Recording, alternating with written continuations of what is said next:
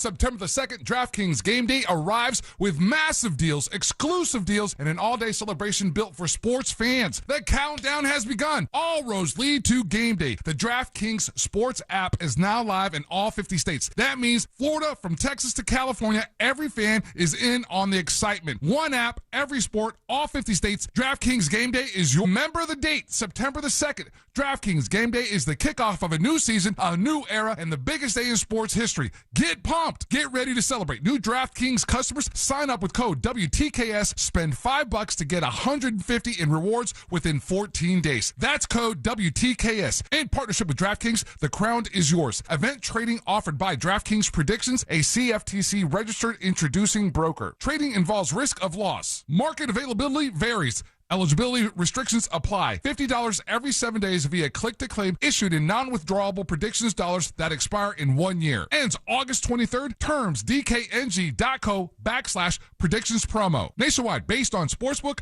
predictions, and free-to-play sports contest availability. Varies by state. Listen to Real Radio in your smart home. Just tell Alexa to play Real Radio 104.1 on iHeartRadio. Sponsored by Mark Spain Real Estate. Russ Rollins here. When friends ask me who I trust for my home remodeling projects, I give them the same answer all the time. Mike the Home Builder, HBNUSA.com. Mike's a fourth-generation contractor with more than 36 years of experience. I trust HBN USA because Mike's honest, explains everything clearly, and gives straightforward pricing with no surprises. That's why HBNUSA.com is the only company I recommend for bathroom remodeling, roofing, gutters, and windows and door replacement.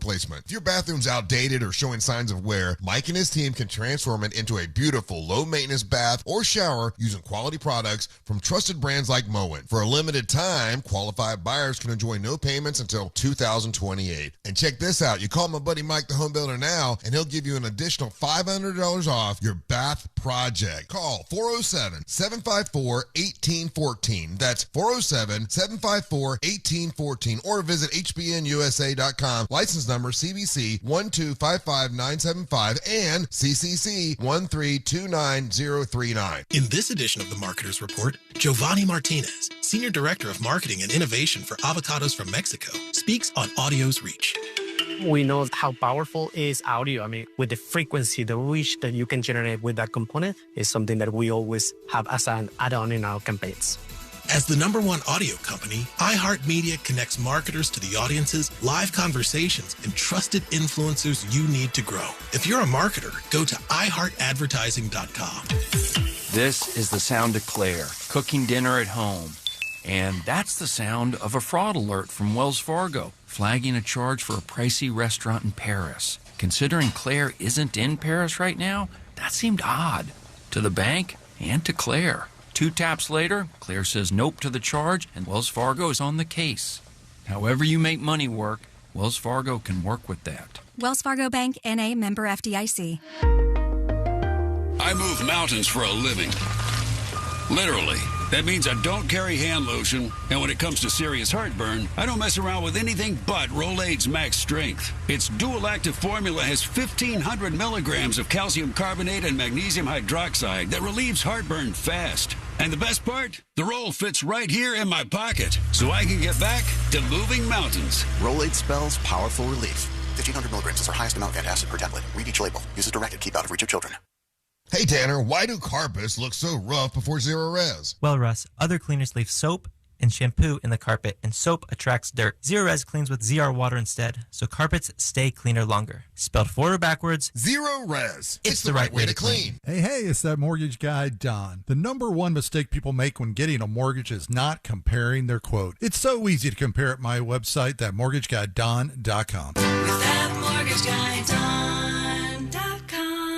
Insurance companies don't want you to hire an attorney so they can pay you pennies on the dollar for your injuries. But I don't cost you a dime unless I get you money. I'm Orlando injury attorney Mo DeWitt. Don't get pushed around by the insurance companies. Just call Mo. I'm not great with words after a fight, and I'm sorry, wasn't cutting it this time. So I used Smile Tunes to write a soulful ballad about how she's always right. By the second chorus, the silent treatment was officially over. Visit SmileTunes.com and get out of the doghouse today. Do you have AC needs? Turn to the experts at Carrier. Go to millsair.com. Coming to you live from the JustCallMo.com studios. Injured on the go? Just call Mo. Need help after an accident? Visit JustCallMo.com or dial 1-800-CALL-MO. This is WTKS-FM HD1 Cocoa Beach, Orlando. An iHeart radio station. Guaranteed human. Someone's going to get offended. It's just the way the world works. So to hopefully save everyone a little time and or energy, here's this. The opinions that you hear are those of the host and callers, and not those of iHeartMedia, its management, or advertisers. The News Junkie is on. The best friends you never knew you had, running through the most viral stories of the day. The News Junkie starts now.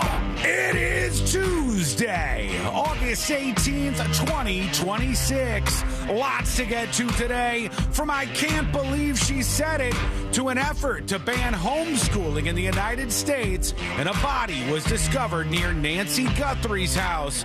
Plus your calls, dispatches, emails, texts, and more. C-Lane is here. Hello. Josh is with us. Hey there. And so are you. You can join us on the show. Send us a dispatch over at thenewsjunkie.com right now. You can also watch the show on YouTube or twitch.tv/thenewsjunkie. Your message is rolling right into the studio in real time. And it is, friends, a Share the Show Tuesday. All right. Yeah. Everybody share the show on a Share the Show Tuesday.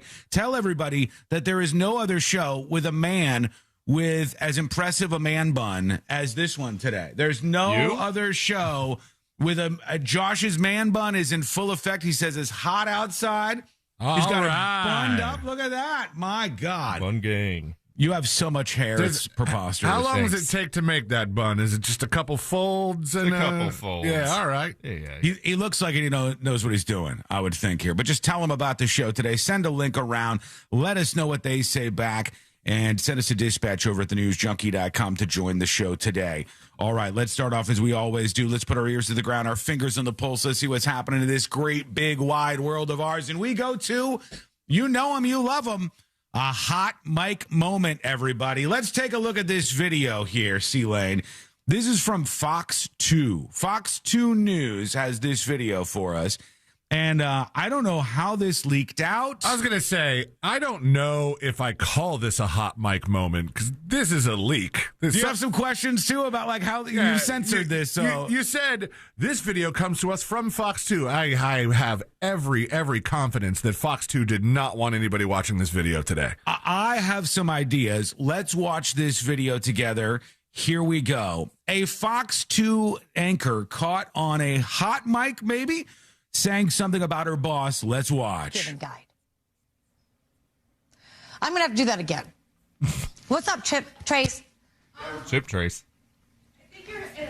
I am. I'm in Amy's script, the Amy's Angels one. All right, she's talking to her boss, I think, like the news director or something off camera, because she's like, I think you're in the wrong script. There was, the second thing didn't make sense, so I was just trying to fix that part. And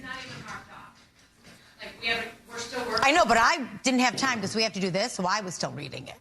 See, I mean, I can't wait for you to go through them all, and then I go through them, because then I'm already getting ready by then. But this time we had to do the PSAs, so. Finish what? Okay. All right, the news director says, let me finish what I was trying to say. Gotta remember, folks, when you have a microphone on you, it's always recording, all right? Or at least treat it that way. That's what they tell us in this industry. There is a microphone on you. Imagine that it's hot. I think she might have forgot about that. Sean just came in here and said something about marking off. Go ahead. I don't think you are. You're walking out really angry. Bitch. Jeez, oh, Pete. All right, hold on. Stop.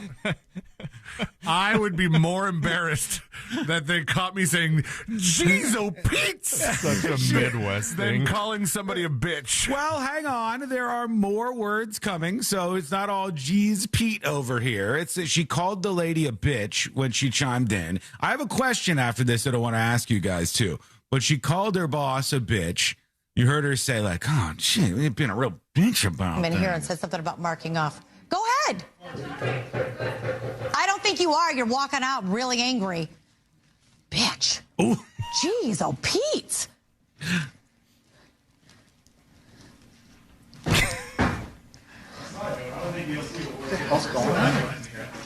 Can I please finish what I'm going to say? What the f***?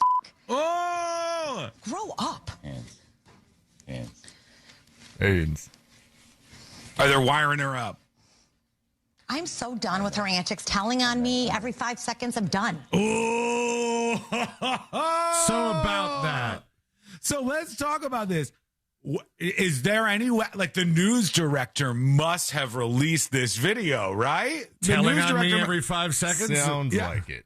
The news director must have said, like, hey, what did she just say about me? Pull that footage for me. I want to see what she said about me. Because what you guys aren't maybe thinking about is you can hear it on the hot mic moment, right? You can hear that. But remember, the news director is all across the studio, and they're not listening to the microphone. So they might not have heard her say bitch, but they can go back to the tape. And then when they do, how else does this footage end up online? Yeah. There's no way other than she was like, oh, you going to call me a bitch? I will tell on you. Yeah. Jeez, Pete. Yeah, jeez, Pete. Yeah, I've had moments like this in broadcasting. But should the woman be fired? Should she be fired for that? And has she actually seen it? Look up Fox 2, because I've seen this in all sorts of industry outlets today where they were talking about this moment where the news anchor was caught on tape. But I don't know if she's been fired. This says from Detroit Free Press, because that's where this happened. Fox 2 Detroit, here's the story, accuses former anchor, Taryn Asher of newsroom outbursts. Are we releasing outburst audio now? I did not know. I didn't get the memo on this one. But they accused the former anchor of newsroom outbursts. Former Fox 2 Detroit evening anchor Taryn Asher's lawsuit against the television station elicited claims by her former employer that she engaged in, quote, unprofessional behavior. Should she be fired for this, everybody? She seems to have been, including the use of profanity and outbursts in the newsroom. What kind of pussy-ass newsroom are you working with here? This is local TV is so sensitive. They're like, somebody said the B word. And then what was the thing she said afterwards? Jeez, Pete. Jeez, Pete, she said. Like, this is your boss, so the boss should sit you down and have a talk. You shouldn't talk to your boss that way, or your coworkers that way, really. But remember the Bill O'Reilly thing? Yes. Remember that? Like, F it, we'll do it live. So we'll do it live. You know, I might be wrong here. Maybe Fox 2 Detroit did want this footage to be seen. Because it seems like they've released, or whoever has released this has been at least partially in response to a lawsuit from the fired anchor. Yeah, she filed a lawsuit alleging discrimination on the basis of her gender. I've heard of that happening before. Asher has asserted that such discrimination ultimately led to her firing. She's been off the air since late November 2025. But the woman she was fighting, it's a woman you're fighting with. The gender discrimination is, I don't know. Maybe there's something I don't know. The term unprofessional was used to describe Asher's alleged actions 13 times in the court filing. Is this the court filing? Please. Oh, I got the court filing here. What a fun day to have a court filing. Yeah, you bet your ass, Josh. You better tighten up that man bun, sir. Let's see what's going on here. This is I've got all the allegations here that they respond to, but I want to see what kind of drama they're bringing up about her, because she says it was gender discrimination. They say she was being inappropriate in the workplace, and then I say it's super interesting that they released this clip, and maybe they attached the clip. Maybe they attached the clip to the court filing. Is that possible? Would that be something that they would do? I think it would be part of evidence or something, or maybe if they want the clip to be part of the court filing to really cement it in there, they upload the clip somewhere and then just put the URL right there in the court filing.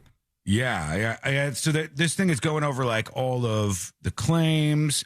When Asher reported and complained of Fox's discriminatory conduct, Fox subjected Asher to numerous acts of illegal retaliation. Illegal retaliation, they say. And then they said around the time of Mr. McGonigal, they hired a new boss, a man. Asher noticed he has a fake-ass name, doesn't he? Mr. It's McGonigal? a Harry Potter-ass name. You're in Mr. McGonigal's class. Asher noticed an alarming pattern of female employees in leadership positions being terminated and replaced by men, and further noticed that Fox treated Asher's male counterpart and co-anchor, Roop Raj, these names are fake, more favorably than her. Roop is an interesting name. McGonagall's a normal name. Roop by Raj providing is Indian. Mr. Raj with more guest interview segment opportunities on the evening news than Asher. So this is just some internal drama at the TV station that's blown up big, and now we have the audio of this lady. Do you think legally the station could get away with a TV show in where Mr. Roop Raj maybe explores his neighborhood in Mr. Raj's neighborhood? It's flirting with disaster. Would but you be my neighbor? on the other hand, would I watch? Yes, it's indeed. It's a beautiful day in the neighborhood. Yeah, yes, indeed, I was.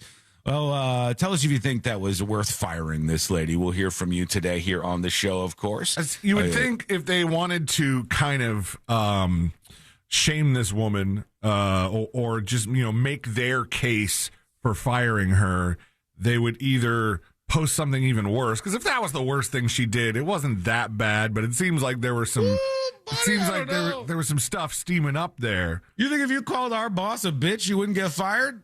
Jack? Oh, no, I'm going the big boss lady. No, right? I wouldn't call her that. Yeah, I'm not saying that you would. I don't think she is. You don't think she is. She's a nice and skilled woman. But if you did call her that, there would be problems. Would you be surprised? Like, ask yourself that question, folks, today.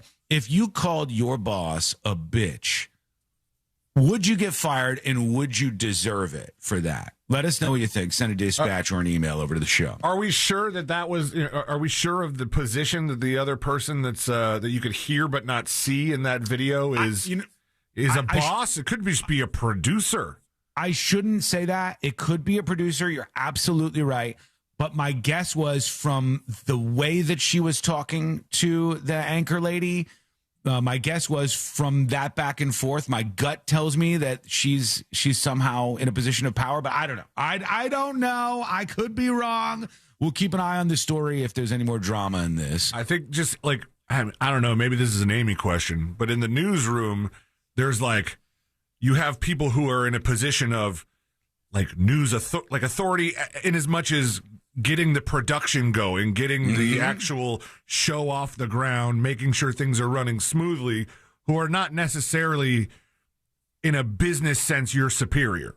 Right. Does that make sense? I think that does make sense. Somebody else has a different thought on this. Ryan says C-Lane is definitely going to call that dorm decorator lady a B. I don't think he will. He's not his boss. I'll bet you the dorm decorator lady who makes $40,000. I'm not calling some random woman a bitch. We'll see. I think she's going to pop up on the show today. We'll see. We'll see where that goes. Okay, we have so much to work through on a very busy Share the Show Tuesday. School is back in session. And, buddy. I have some unbelievable news about that. And apparently C-Lane does as well, judging by that ooh, buddy. So it's a long morning. Bank that. We'll revisit what C-Lane's long morning had for us, and I'll tell you some things happening out there, including kids getting paid not to skip school. And this one is kind of insane, and it's coming up next on the News Junkie.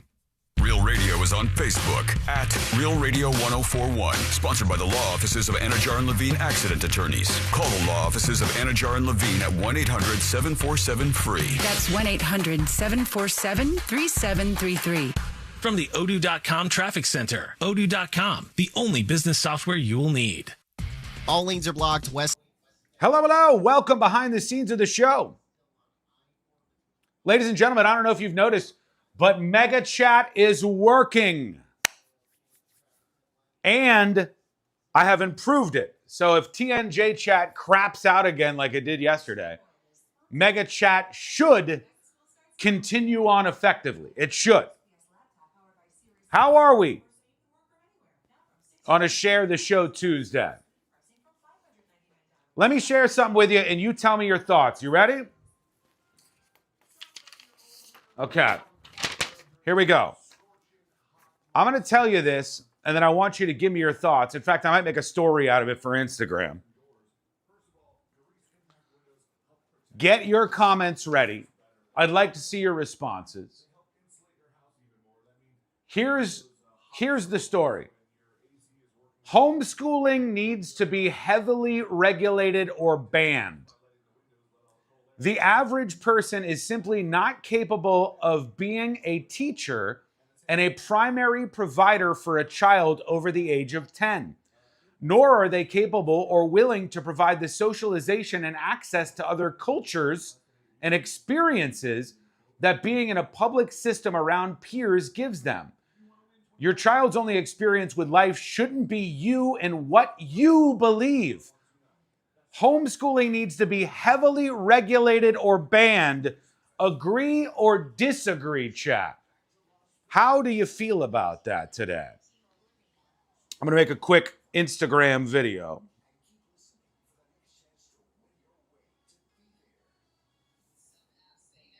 Here we go.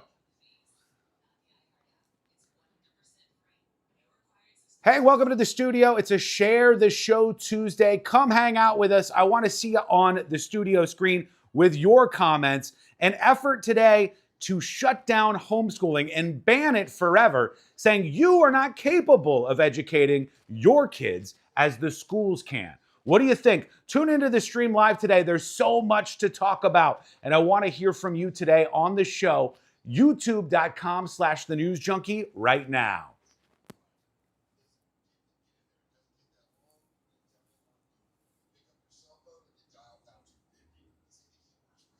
Hang on now. Hey, welcome to the studio. It's a Share the Show Tuesday. Come hang out with us. I want to see you on. Hang on. How do I move this? Oh, okay.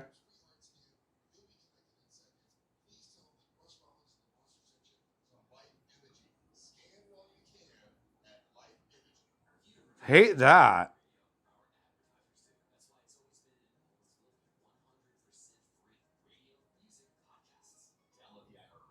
Okay, I think I got it.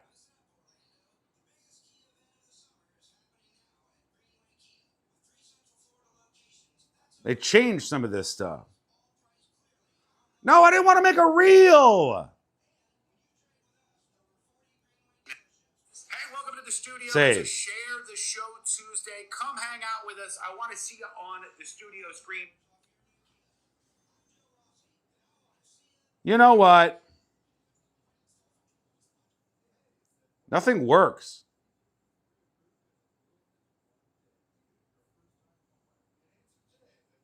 Oh, well.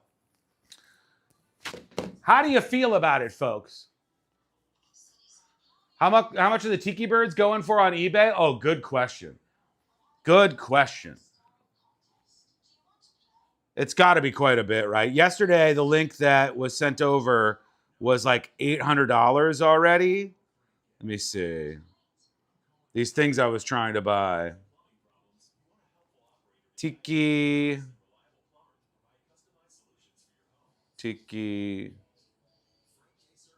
birds.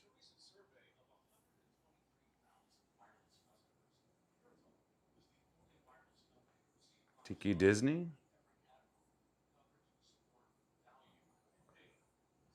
$650, $690. Right around there. There's a bunch of them on there, though, now. I'm not spending that much. Sorry, can't do it. If we're going to regulate homeschool more, then the No Kid Left Behind needs to go. If you're retarded, you don't move on.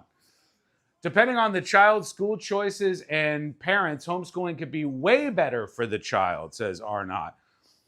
Yeah, I mean, there's this weird idea that just people adopt the thought process that homeschooling equals bad and public schooling equals good. That is not my experience at all. And I sometimes think that the reasoning for this is that there's some people who don't like that you can teach your kids something outside of their agenda. They want the schools, the public schools, to be pushing an agenda on your kid, and they hate the idea that you can circumvent that in any way. In fact, they think they have some sort of like communal ownership over your child's education and their future. That's a weird thing to me.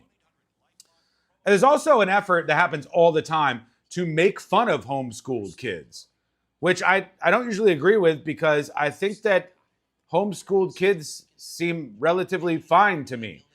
I met a lot of homeschooled kids. I've talked to a lot of homeschooled kids, and I haven't ever seen any issues. But there is an effort to dunk this. I want to get into that, and then I got a couple other things, and we'll figure out what happened with Jackson that C-Lane was hinting at. And we have a whole bunch more today on the show. Just getting started. I'm going to try to redo that Instagram story. Next break. I'll need your help. Stand by. Sponsored by Pfizer.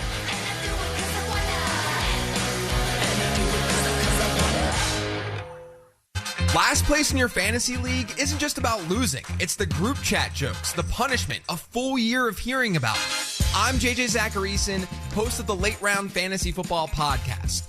Our players to target and players to avoid episodes tell you exactly who to circle and who to cross off. We're providing data-driven research on the podcast all season long so that you're the one talking trash, not taking it. Download the free iHeartRadio app, search the Late Round Fantasy Football Podcast, and listen now. Trajan Wealth, your trusted local fiduciary advisor. Visit TrajanWealth.com.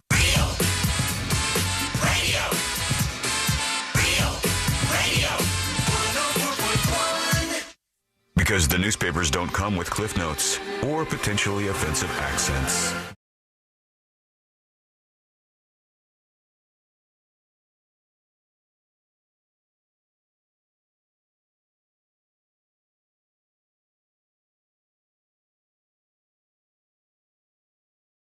Viral Newsroom. And you can learn more about the show and even join us here on the show today by going over to the website, which is at thenewsjunkie.com. A lot of big opinions on this. Honestly, a lot of big opinions on this. And I think that's good. I've got some thoughts, but I'm just going to read this to you right off the rip here because there is absolutely a couple of things going on with school going back that I find to be shocking and wild, and I want to see how you and a lot of you parents feel about this. Then we'll get on to some tragedy I think that hit C-Lane and his family today at some point in time. Okay, that sounds a little darker than it needed to be. Tragedy is too dark. Sorry for your loss. My gosh. Some drama that has befallen the Lane family. We'll get to that in a moment. Here's the take.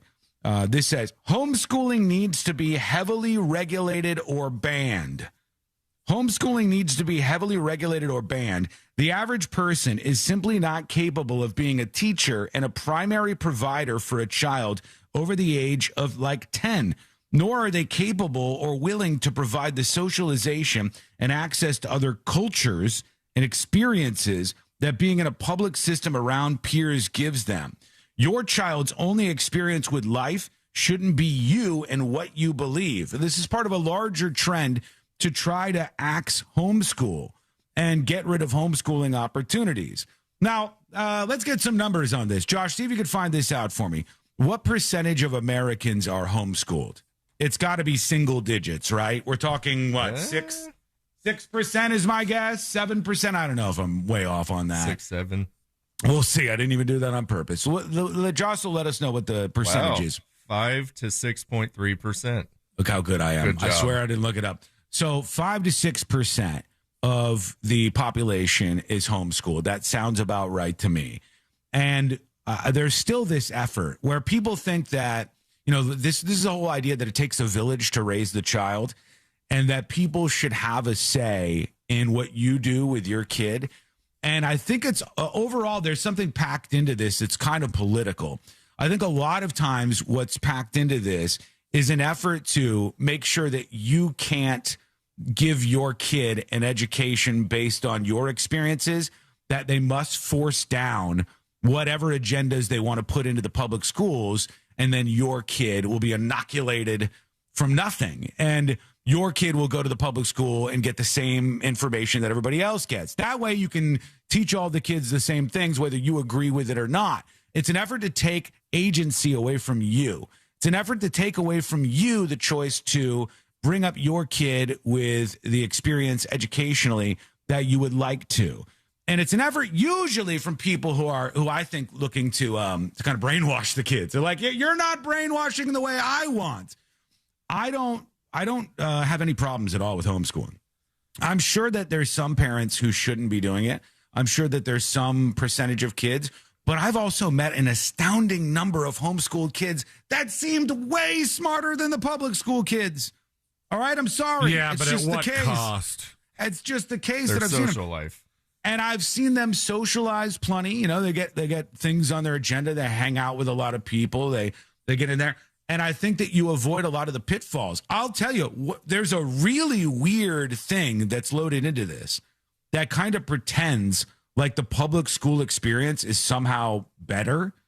The public school experience for a lot of people is terrible.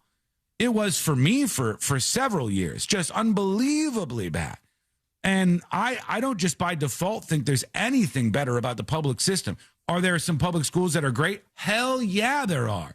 And a lot of great public school teachers. But in some districts, you don't have a choice. You got to go to the school that's there. And the school sucks. And it's dangerous. There are some countries where homeschooling is illegal. Really? Where? Where would they? Communist China, probably. Well, it's funny you say communist. Cuba's there. Cuba? All right. No homeschooling in Cuba. Costa Rica, it's illegal, but possible for foreigners staying on a tourist visa. So it's illegal for Costa Ricans to do it. It's illegal in Greenland. It's illegal in Guatemala. Mexico is okay. Canada has about 100,000 children. United States, about 4 million children homeschooled. That's crazy that there's places like this that flat out make it illegal. Like you would go to jail. China, you were right, Josh. Nailed it. Armenia, Cyprus, Georgia, the country, not the state. Iran. I mean, it should shock no one, and this kind of proves my point a little bit, that a lot of these are countries where they want to control what the population thinks about them. North Korea, but also South Korea. Interesting. All right. Yeah. All right. Nice. Well, tell us what you think about this. There are some anti-homeschool people. I don't get it. I feel like there should be maybe limited oversight, but I've known some people that homeschooled their kids specifically for political reasons that did not do a good job of teaching them a single thing. Okay, so you talk about oversight, Josh. Is there not oversight? I was under the I have never been homeschooled. I don't believe there's a ton of oversight there. I was under the impression that there was some sort of like structure that you had to follow, so and you couldn't just like give your kid whatever grade you wanted. The status, according to this Wikipedia page that's talking about all of the countries, says in the United States it's legal, but under regulated conditions that vary by state. So now we're kind of getting into the nitty gritty where each state will have different sort of procedures, different sort of things on how homeschooling works. Do you still have to go? We had a homeschooled kid at my school, which was very weird because we went to a private school. Was he weird? A little bit. Okay. All right. That's one in the bad column. I'm not going to lie. All right. I liked him. I thought he was fine, but maybe I just thought that the fact that he went to school at home was weird, but his mother did at least, put him in like scouting so that he would have friends. Mm-hmm. And then it was weird because like we just kind of knew he was homeschooled and we didn't really ask a lot of questions about that. But then when it came to standardized test day, he would show up and take the standardized test with us.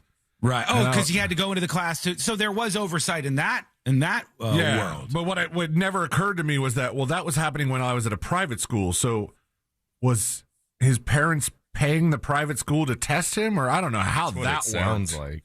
Yeah, I don't know how that works. And homeschooled kids, give us your experiences. I think that's one of the most important things. I think the important thing here is parents should have the right to choose for their children. All right. Until a kid is 18 years old, a parent should be able to guide that kid wherever they want. I've seen a lot of school districts where it looks like things have gone to hell.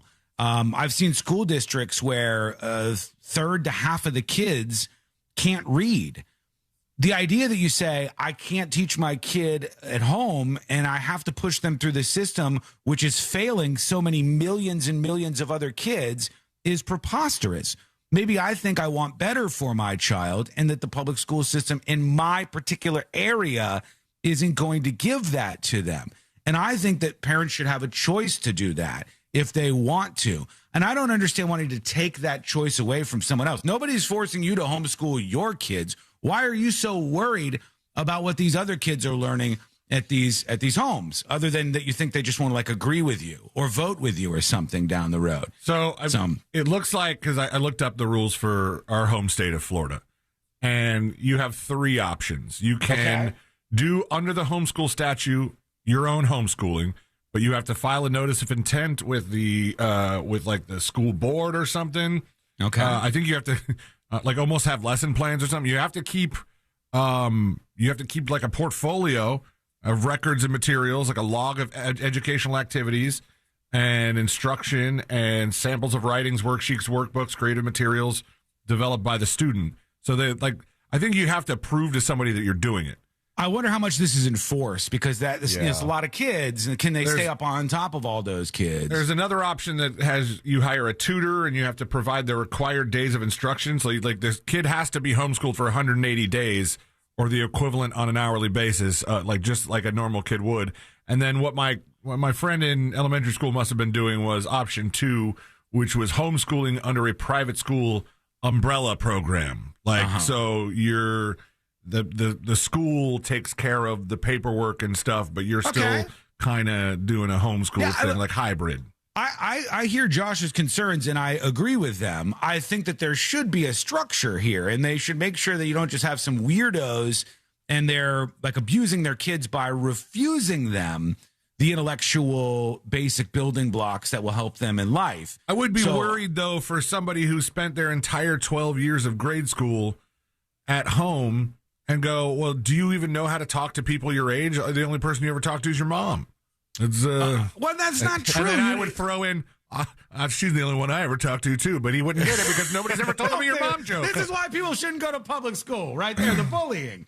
For God's sake. Bullying makes you kind of stronger. You get bullied online now. We have home bullying now. It's fine. There's this idea, to both of you, there's this idea that if you are homeschooled, you are literally a prisoner in a home for the rest of your life. Like, that doesn't have to be the case. You could be taking these kids out. You could be bringing them places to experience things and learn in different ways. You could make sure that they have like a full slate of different social activities that they do beyond the school. Like, there's an idea here that I think is a little bit wrong on its face. And you can agree with me or disagree with me. But I think the idea that's wrong on its face is that you must get your social interactions in school. I don't think that's true. Right. I taught swim lessons to homeschool kids, and they were socialized just fine. I've seen both sides of this coin, though. I think the problem would be where if there's no oversight, then things go to hell. I don't want that to happen either, but I don't think the answer is banning it outright and taking rights away from parents in America. But you tell us how you feel. And I especially want to hear from you homeschooled kids. Come defend yourself or tell us it was a terribly bad idea. I don't know if you'll be able to send a dispatch. If that's the case, you might not be smart enough to do it, but go to the website, thenewsjunkie.com, or the app, and record a message, and we'll try to decode whatever you're saying on this side of the line over here. You can also email the show with your thoughts at any point today during the program at tips, at thenewsjunkie.com. Ain't that a thing? Banning homeschooling. I think, telling people how to raise their kids is a very hot button issue that I wouldn't volunteer to participate in. But I think I've told you guys before that there was somebody who asked me, and she was asking for advice because her kid was into music, and her kid went to some private school. And I was like, honestly, my advice, if it was like a smaller private school, if they didn't have that big of a band program, public schools have huge band programs, or at least they did at the time. And like mine afforded me a lot of opportunities that I would not have had I stayed in my private school. And all she heard was me telling her to put her kid in public school, and she was offended. Be honest with me here. Do you think there's an element of this where there's reactionary responses from the homeschooled crowd, which are similar? You could kind of like copy paste them onto the pit bull crowd. Like if you say there was a dangerous pit bull in my neighborhood and it attacked some little kid, and that's irresponsible of these owners, then the pit bull owners get defensive. Do you follow what I'm saying here? Yes. Yeah. So then you make a comment about the homeschooling, and the homeschooling people are like, public school. And you're like, whoa. I don't know if there's a little bit of that going, like maybe like a tribalism in the homeschooling world. Yeah, but in this particular story, it was more just the kid wasn't even homeschooled; he was private. But I think she was offended that I told her, and I was like, you asked the question, lady. You asked me what my advice was for your kid who is in grade school, and I just relayed my experience, much like you, Sean, relay your experience in public school as being this awful time. I very much enjoyed public schooling once I got over being terrified to go there. To be clear, I don't want people to get that impression from me, because my elementary school experience in a public school is fantastic. My middle school experience in a public school was very good. With Dylan, my son, I was like, this kid needs to go to public schools in elementary and middle school, because I don't see a lot of problems with those schools. For me, the bigger problems come in play in high school. And that in my high school was a bad experience. Well, I did that opposite. You did the other way? You had bad elementary? I did a private elementary, and then come time for middle school, that private elementary was pretty expensive. I want to hear what happened with this shocking tragedy at your house. It's not a tragedy. I was saying it wrong? Well, you are teasing a story that is not a thing. If you want to hear the most dramatic conclusion to the saga of C-Lane's morning and what went down, I don't want to oversell it here, but he's got a story for us. We're going to get into that. Late. What happened? You ruin it? I ruin it? Yeah. How did I ruin it? With the thing that you're doing on purpose. Oh, well, I don't think so. I think people are going to enjoy this. I want to hear what you have to say. I've got some other stuff that we have to talk about. Something that happened on, an airplane. We will work that in at some point in time. I Thank God. Noticed that. Good. Could be a problem. And a whole bunch more. The most dramatic airplane story ever. Did the people survive? You'll find out. We will find out. It's coming up next on the News Junkie. Real Music Weekends, a classic alternative. All right, there we go. Welcome behind the scenes. The show is now underway. Got to add that segment to Weekend Edition. I'll put it here. What is it, a Tuesday? Tuesday, 11:15. Ban home schooling. Okay, there we go. We'll get into C-Lane's story. I've got a lot of school-related stories to work in today. But we have some really dramatic stuff to get to, too, which I'm excited about. Mr. Snickman says, the resources are there. Lots of options provided by the state and third-party education services. What I'm saying is, and I think this is important, people always like to paint with a broad brush. And there should be a variety of options for you as a parent, including public school, paid by taxpayer dollars. It should be efficient. It should be non-activist. It should be for kids to learn things that are actually going to help them in their lives. And it should be accessible for all kids in the area. And it should be safe. Private schooling, which should be available to those who want to seek out some kind of different education, even if it's religious in nature for their kids, and then homeschooling. And I think those three options are fine. I think it's good to have options. For some situations, public school will work. For most people, it seems to. For some, private will be a better option. You guys just sitting here hanging out in chat, there's all sorts of people that have done all sorts of things to get to this point in life. Beefy King says, I talked my parents out of Catholic high school because I wanted to do music, and the public school had a badass band program, much like C-Lane's experience.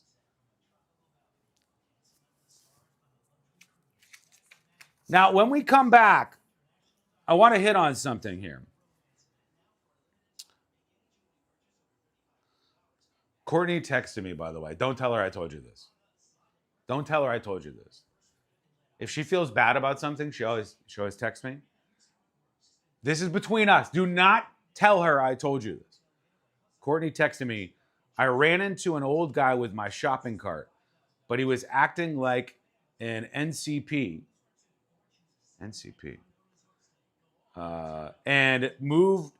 turning around while I was moving forward. I think she means NPC. I ran into an old guy with my cart, but he was acting like an NPC and turned around while I was moving forward. I said sorry, she says. She's out there running into old men with their shopping carts. I just want you to know that little piece of information. But do not tell her I told you. Do not text her right now. Do not tell her I told you. She ran into an old man in his shopping cart in the store. He was being an NPC, which if you don't know, it's a non-player character. So it's like when somebody in real life is like this, you know? We're like stuck in a video game, like not going the right direction. A non-playable character, non-player character, whichever one it is. 90 seconds and we're back live on the show. And I'm dropping another bomb on you in 90 seconds. Worth noting, our goal today, we didn't hit our goal yesterday because I screwed everything up and I gave you a bad show, and I apologize for that. Today, it's time to bring it. But let's see what we can get here because we got 0 on the board. 0 on the board. Even though the OG magnets are available right now on thenewsjunkie.com. If you subscribe, if you gift subscriptions today, you can get the original version of the magnet. Those are available right now over on thenewsjunkie.com. Okay, God bless. Let's see what we got here. We got more in the Clancy case. We got the WNBA. We got this Chucky killer guy. We got an unbelievable, I mean, like, I think I'll do it in the next segment. This flock video is boom. Gonna blow up your brain. Okay, here we go. We're coming back live on the show. Any embarrassing dispatches? Yes, indeed. We're going to work those in too, friend. Send yours for Rate My Most Embarrassing Story over on thenewsjunkie.com. We'll get to them. The countdown to the NFL season is on, and Fox Sports Radio is where you join the conversation with the Dan Patrick Show. You got some interesting scenarios here. The Herd with Colin Cowherd. You have to strike when the iron is hot in the NFL. And more. Download the iHeartRadio app, search NFL, and listen now. Still sleeping on that old bed? Mattress Firm's sleep experts can help you choose the perfect upgrade. They'll guide you every step, answering your questions. Shop today and save big during the best sale of the year. They make sleep easy.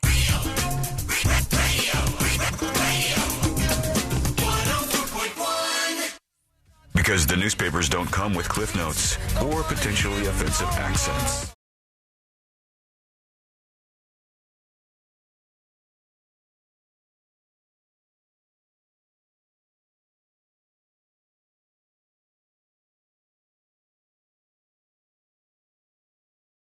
Unbelievable to me. But maybe some of you will think this is a good idea. We'll throw this out to you here on the show, and you can give us your response as per usual over at thenewsjunkie.com. All right, this is real. Can't believe this is a thing, but it's a real story. And this is happening in several schools around the country.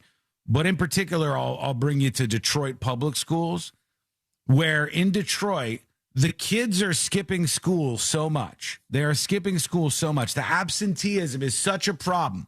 The parents aren't paying attention. The kids aren't in school. They're not learning anything. These kids they can't read. You know all the problems they have.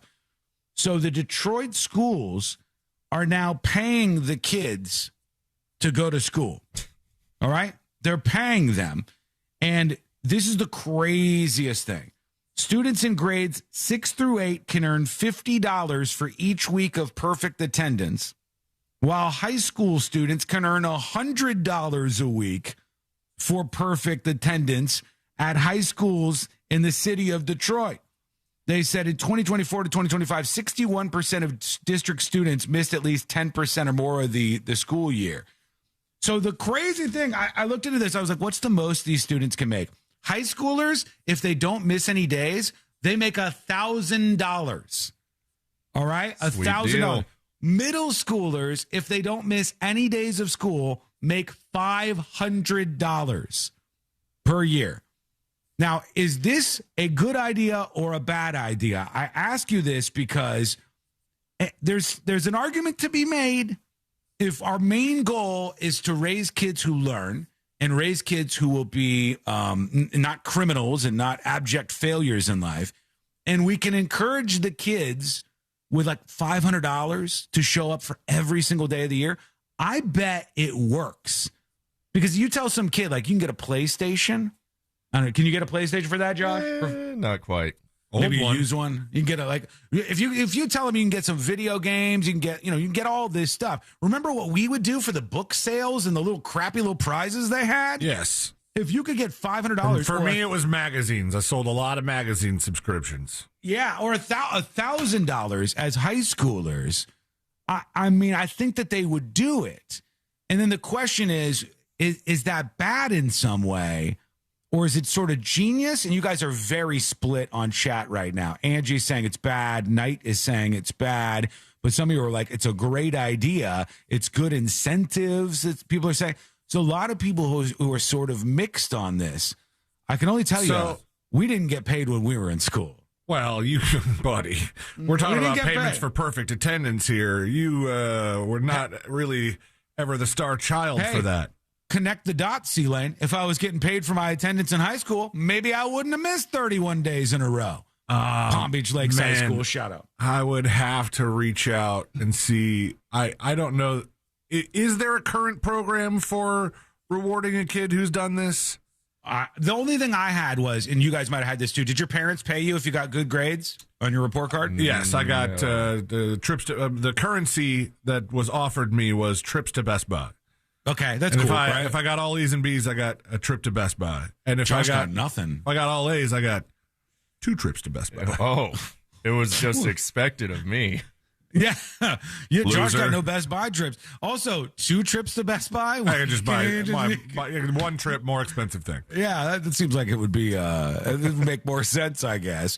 So I don't call think that allowance. I don't think I ever got all A's in high school, but there was one semester in college where it was like, you're on the president's list or something like that. And now I'm like more adult, but I kind of wanted to go back to my dad and be like, so how about them 2 trips to Best Buy, bro?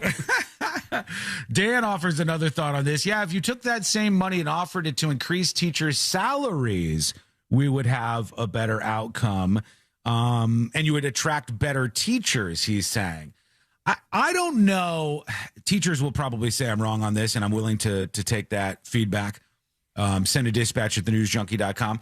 But I don't know if you told teachers, hey, there's 2 different things. 1, we can give you like a 10% raise, or 2, we can make sure that all the students in your classroom are disciplined and you're not getting like bullied by the kids, and there's not, people distracting from your lesson plans every day.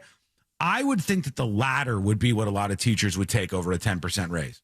I literally think a bigger problem for a lot of teachers, other than pay, which is certainly an issue we can talk about, but I think a bigger problem is that the students that they're teaching have absolute dumpster fire parents, and some of them are hellions and just immensely difficult to deal with.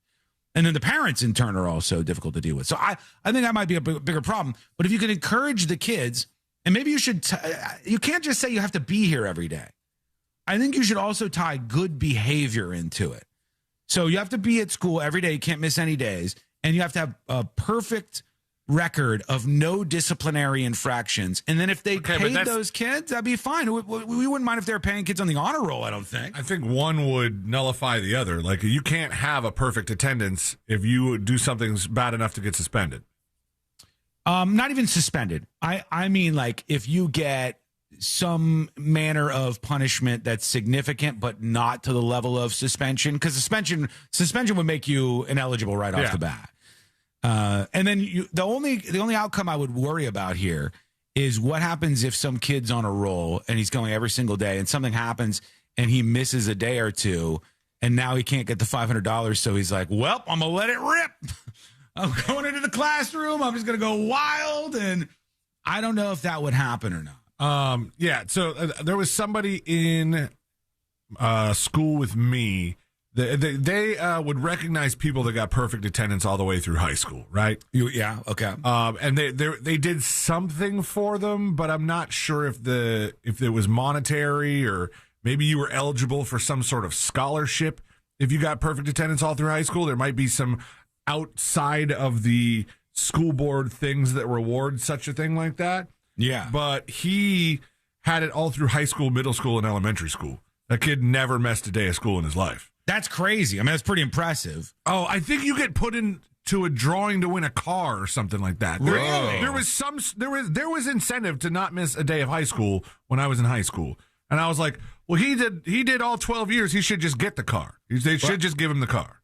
Let's run the numbers on this. Let's try this out. Josh, can you find out first how many students are enrolled in public schools in the United States of America? Let's figure that out first.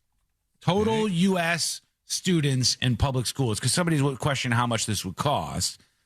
If we get the total amount of schools or students and start there. It's 49.3 to 49.4 million students. This is not going to be cheap. No. Let's multiply that by 75, taking an average of the 50 and 100. I know that's not exactly how it would work out. It doesn't really matter.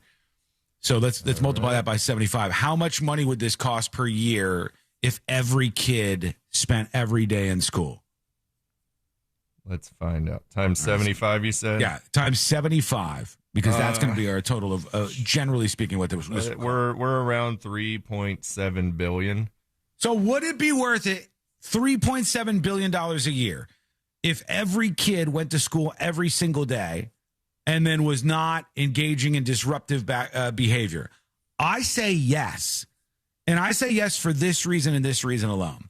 I say yes because I think that we spend billions and billions more on so many more wasteful things.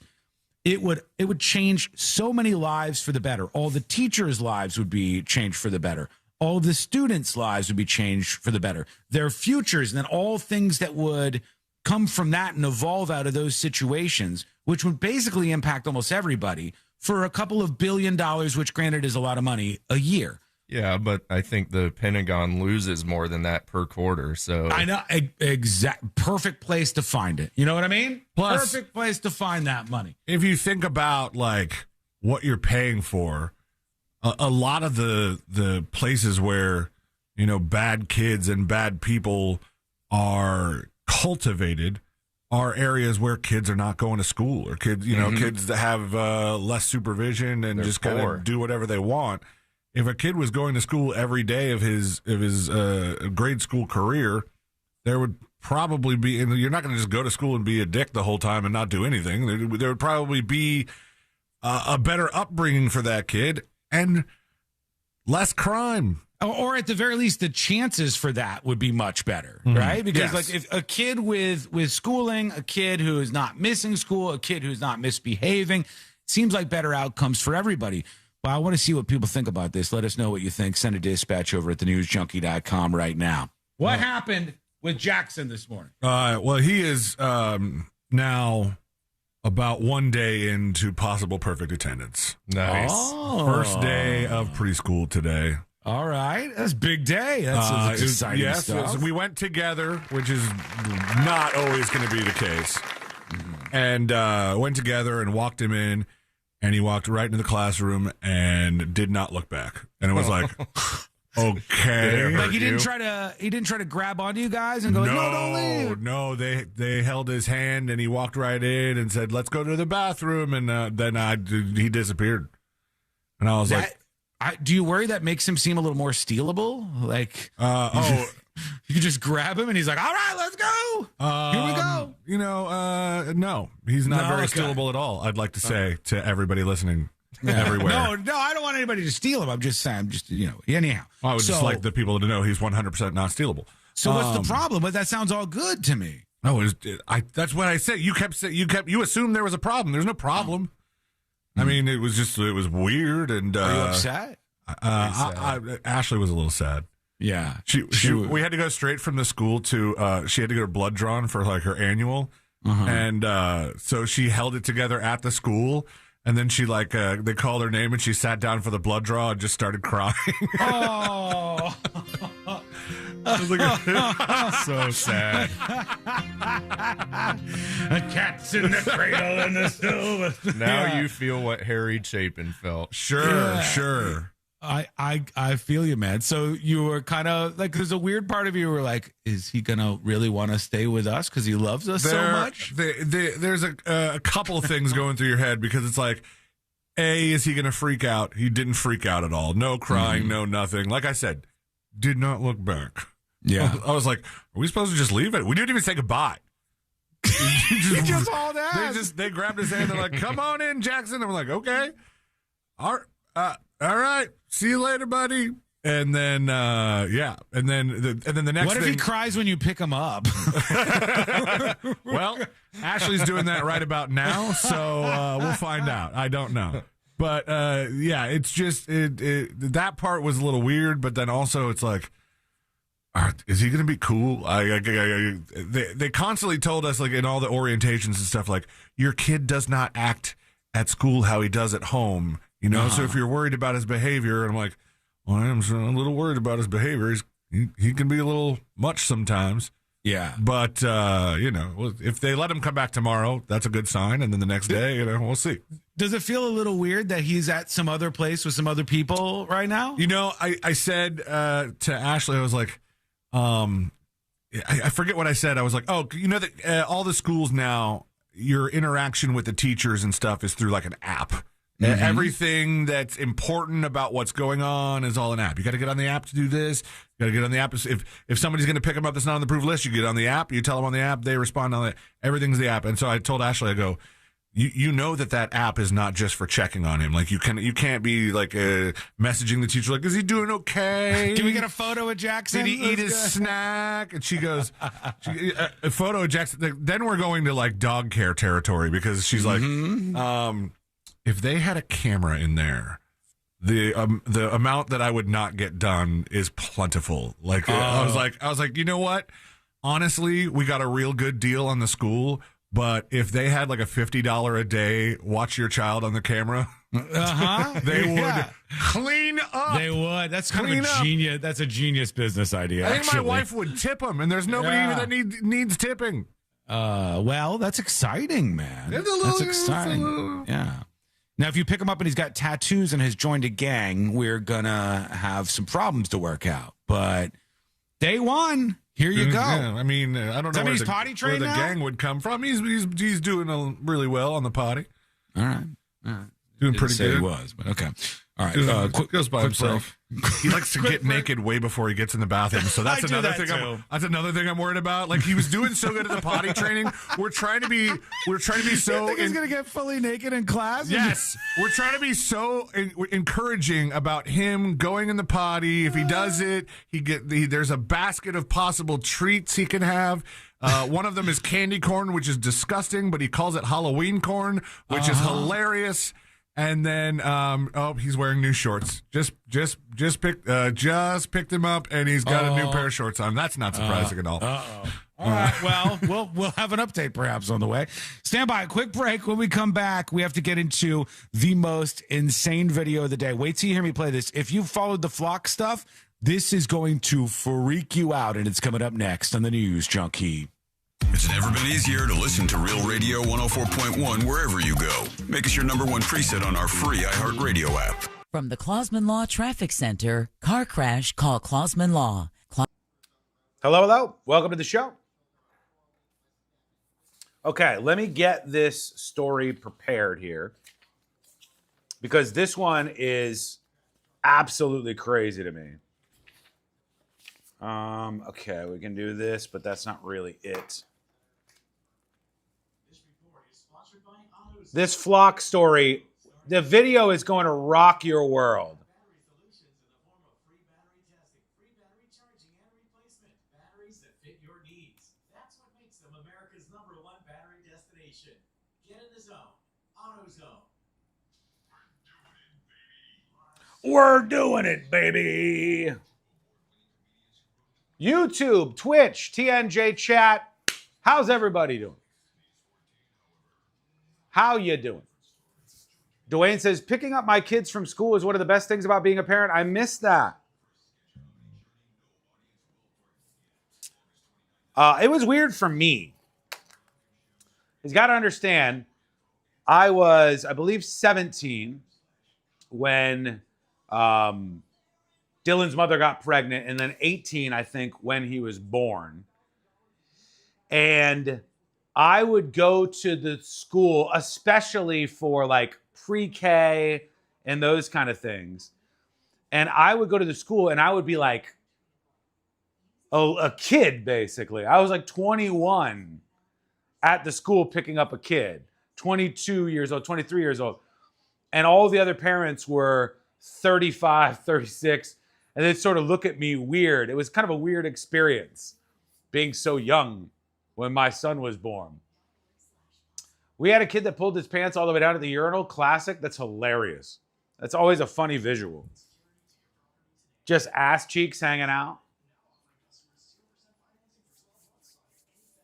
I'm one of the older parents for my daughter. What is it now? Like, how old, Abraham Dragon Friend, do you think the average age is now for parents engaging in this stuff? Because I would have thought that right now, you know, there's a lot of millennial women who are choosing to get pregnant older, you know, in their 30s or something. I would actually guess that the parents were a little bit older than they used to be, but maybe that's not true. I had my daughter at 30. Yeah, but isn't that sort of average for a person in the person your age, somebody in your generation?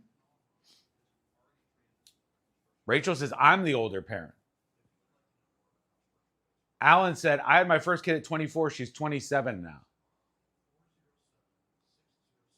In our kids' class, we're all about the same age, Chaos says. Chaos has got twins. Imagine that, folks. Imagine that. For some of you, the next video I'm about to show you is going to enrage you. You're going to have feelings about this, and I'm excited to show it to you. It's on the flock front, and a woman who says she's been put through absolute hell because of a flock camera. I'll explain. I was 40 when the twins were born, says Sea Witch. In kindergarten, their friends thought I was their nana. I bet that happens a lot.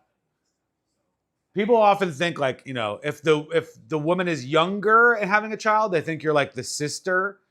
If you're a little bit older having the child, they're like, oh, you must be the grandmother. Because everybody's got to be rude as hell, can't mind their own business. I'm 46. I have a 12-year-old and twin 5-year-olds. Damn. Look at all you parents in chat. Look at the amount of parents in chat right now. God bless you. Okay, 90 seconds, and we're getting into this flock camera story. Thank you to the folks who have gifted these subscriptions. I appreciate you. Let me see if I can get some info on you real quick. I'll make sure I, of course, submit those later or mention those later. We got 2 from Snoop Frog. Thank you for the 2 gifted, and 5 from Tom Tom. That brings us up to 7 gifted subscriptions, premium subscriptions on thenewsjunkie.com for today. Get those OG magnets. I'll have to grab one. I'm going to go grab one real quick. I'm going to go grab one of these suckers. Stand by.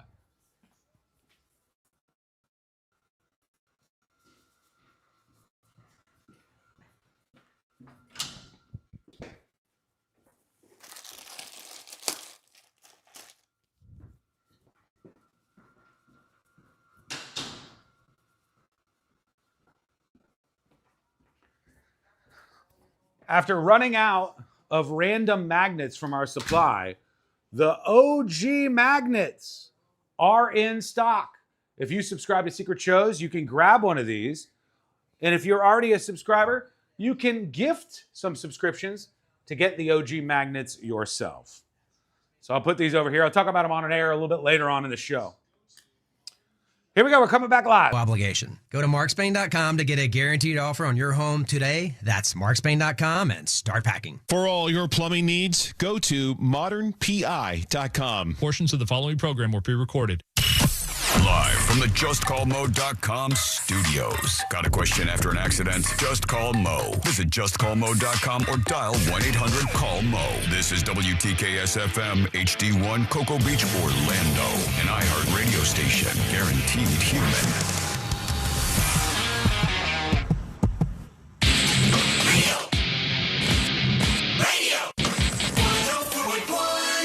Where breaking news meets broken people. This is the News Junkie.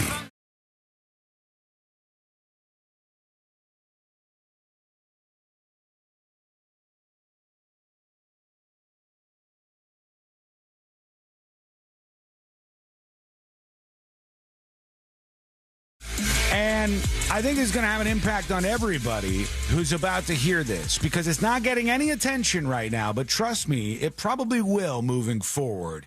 You could join the show at any time. Send a dispatch to record your thoughts over at thenewsjunkie.com. Gentlemen, we've talked a lot about flock cameras. People are upset about flock cameras. Sometimes it's hard to separate. Like, are people just generally raging at cameras, or are people legitimately upset about the flock element of it? Or it's not even like a partisan thing. It seems to be people on the right and the left that do not like these cameras and have voiced their opposition to them. And I have a clip to play for you that is pretty crazy. And I think for those of you who haven't been focused on the flock stuff, this might change your mind. Here's the story right here. She spent 7 months in legal hell after cops used flock surveillance to identify the wrong car. Now, I have to share with you this video because it is enough to make some smoke come out of your ears, I think. This is the woman who went through hell after cops showed up at her house and suggested, "We know what you did, lady. You better just admit to it." Here we go. Let's listen in. Everywhere in that town, you can't get a breath of fresh air in or out without us knowing. You know the quality on the camera doorbell you have. Yep. I've got that on my phone right now of you taking that package. Where is this place? All right, so as you could tell, the cop came in hot. Did you hear him right off the jump? Yeah, you can't take a breath of fresh air without me knowing about it. Yeah, Creepy. You can't take a breath of fresh air in this town without me knowing about it. Has the flock camera thing gone to these cops' heads a little bit? And he goes, "I have video clearer than anything you could ever imagine showing you," and he's accusing her of stealing a package. I'll give you more of the details in just a bit and what happened to this lady, but let's at least get in a little bit more of the video and digest some of that. Just told you. I don't know what it is. Okay, I have you on camera. Okay. You taking a package and walking away. Is there any reason why you would have done that? Nope. You were in town from 11:52 until 12:09. Exactly. Like I said, nothing gets in or out of the town without us knowing about it. 12:52 a.m.? Yes. On the second. This guy is so condescending. Yeah, isn't he? Yeah, like, it's gone to his head. This cop is like, I know where you were.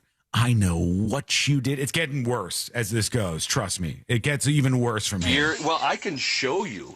And here's when you left at 12:09. That's when you left town. To get? No, to stop at Ridge Trail. Wait a minute. And take a package. Well, there's no shushing. I don't need to be. I need to know where this is. It doesn't matter. I'll be giving this all to you. If you're going to deny it to me, I am not going to help you with any courtesy. It is her. It is. You're 100%. not showing her any courtesy. No. By the way, I'll go back to where I am here. But the papers that he pulled out to show her, it said flock right on it. It's a printout of what he is claiming is her vehicle. This started just absolute hell for this woman because the cop who's so smug about this and self-righteous, they had this wrong, apparently. They had this completely wrong. But listen to how he's talking to this woman. She's just trying to consult with her husband about the accusations that she's surprised about here. It gets worse. Courtesy. It is her. It is 100%. It is locked in. There is zero doubt. I wouldn't have come here unless I was 100% sure. 100%. It is certain. It is on video. You're obviously Oh, my welcome to go to gosh. court. Okay, by video evidence, you have the ring and you have my truck. And that is it. Nope. Nope. Everybody in the town of Bomar has a camera. Oh, I don't doubt that. I'm just telling you. I know it's unbelievable to you. I get that. I get that this is a shock to you. But I am telling you, this is a lock. 100%, no doubt. Okay, so it's 100% doubt a lock. It's 100%, no doubt, a lock. She did this. Oh, listen to the way he's talking to this woman. He's swung up on this woman. He's got the flock pictures and the information. And this guy has said, it's 100%. It's a lock. It's, by the way, totally wrong. Apparently totally wrong. So is the vehicle in question out in the driveway? Can they not just walk out there and compare the picture to the actual vehicle? Well, the balls on this guy is he's obnoxious, right? He's absolutely obnoxious. Yeah, it's a lot. Oh, let's get through the rest of the video here, and then I'll give you the details so we can know what happened. I'm sorry, but it's true. I don't make these things up. So there's your summons. Like I said, it is December 2nd at 8:30 in the morning at 100 Jefferson County Parkway. And obviously you are welcome to... Well, you have to appear for this. Well, there's no way we can see this video or anything now. If you go to court, you may. Why can't we see it now? Because you have not been honest with me, so I'm not going to extend you any courtesy of showing you a video when I don't need to. But I can show you videos. No, you cannot. Yes, I can show you. Okay, show me that. No, you're not being honest with me. We're getting our attorney.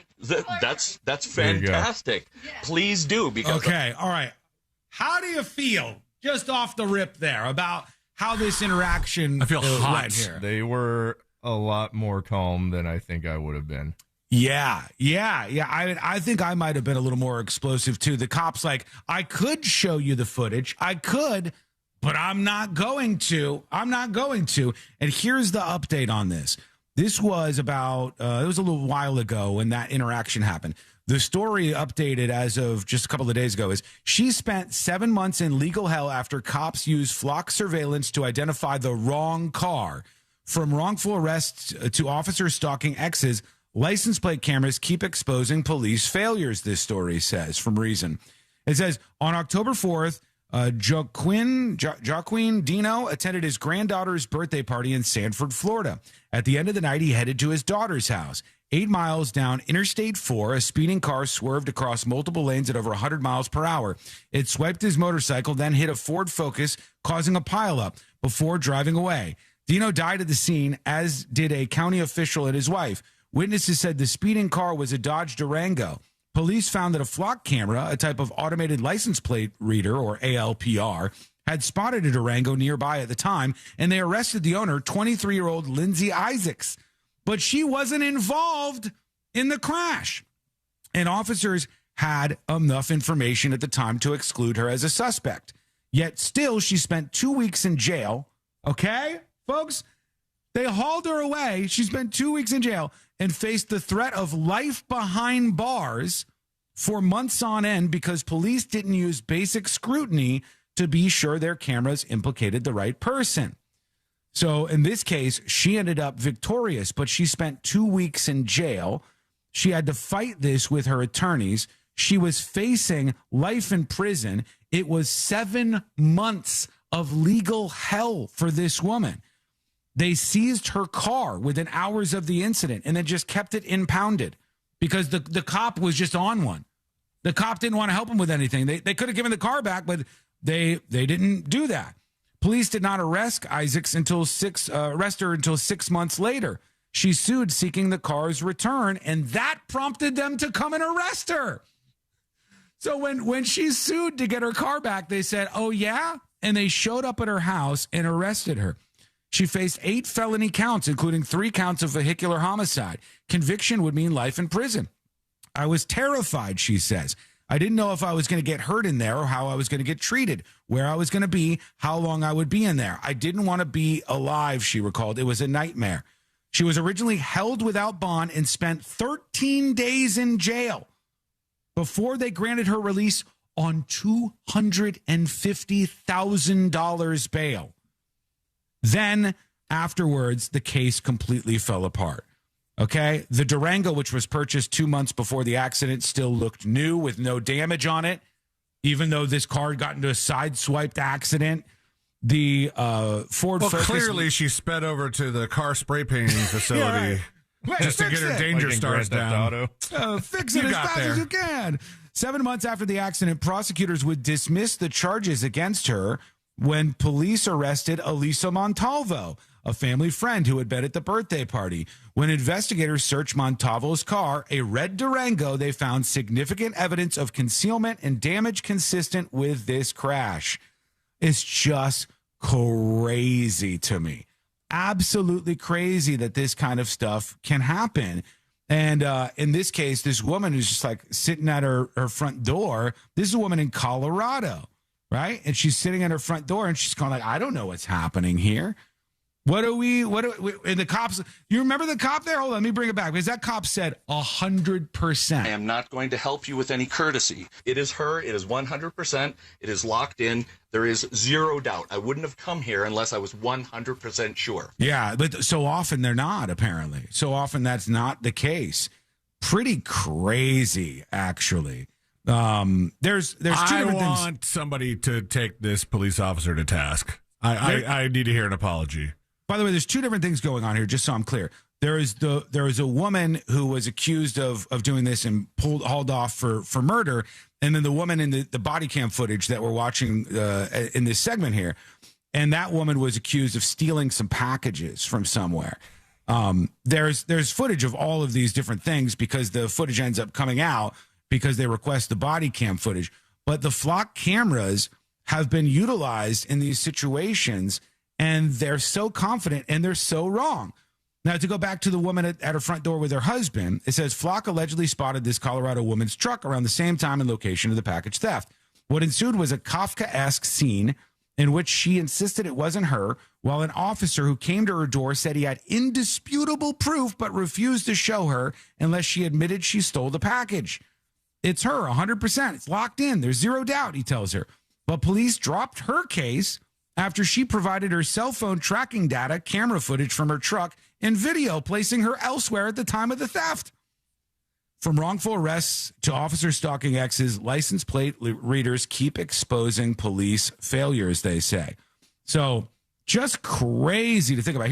This is the other lady who was arrested for the murder charge. She's the one who spent 2 weeks in jail. Yeah. Lindsay Isaacs, who spent some time in jail when she didn't do this either. So it's just crazy to think about. And as you can see, the idea that they just go up to your front door and start banging on your door and accusing you of all this stuff, and now they think they've got 100% locked in that you're guilty, that might be the future for a lot of us. I want to know how you feel about that. Let us know. Send a dispatch over at thenewsjunkie.com, thenewsjunkie.com, or email tips@thenewsjunkie.com right now. I don't understand why when it's the case of a flock camera making a mistake, reading a license plate wrong, and they end up at the wrong person's house. First of all, the license plates, shouldn't be. It would be pretty coincidental if two identical looking cars had that close license plate numbers that the flock camera getting the number wrong could swap that and it actually be confusing. You know what I'm saying? Yeah. Like two identical Dodge Durangos where the only difference in license plate is a 7 and a 2 and the camera read it wrong. Yeah, with a car that's common, there's probably so many of them in every city, right? Like there's even your truck, C-Lane. There's have you ever driving around seen another person in the same exact truck that you have? I don't know about exact truck, but similar enough that especially when I had first gotten the truck and I was new to it. I told you I opened the door to the wrong truck and the person was sitting in the driver's seat, and I was like, "Don't shoot!" Crazy. Please don't shoot me. But the second thing is like what I said before.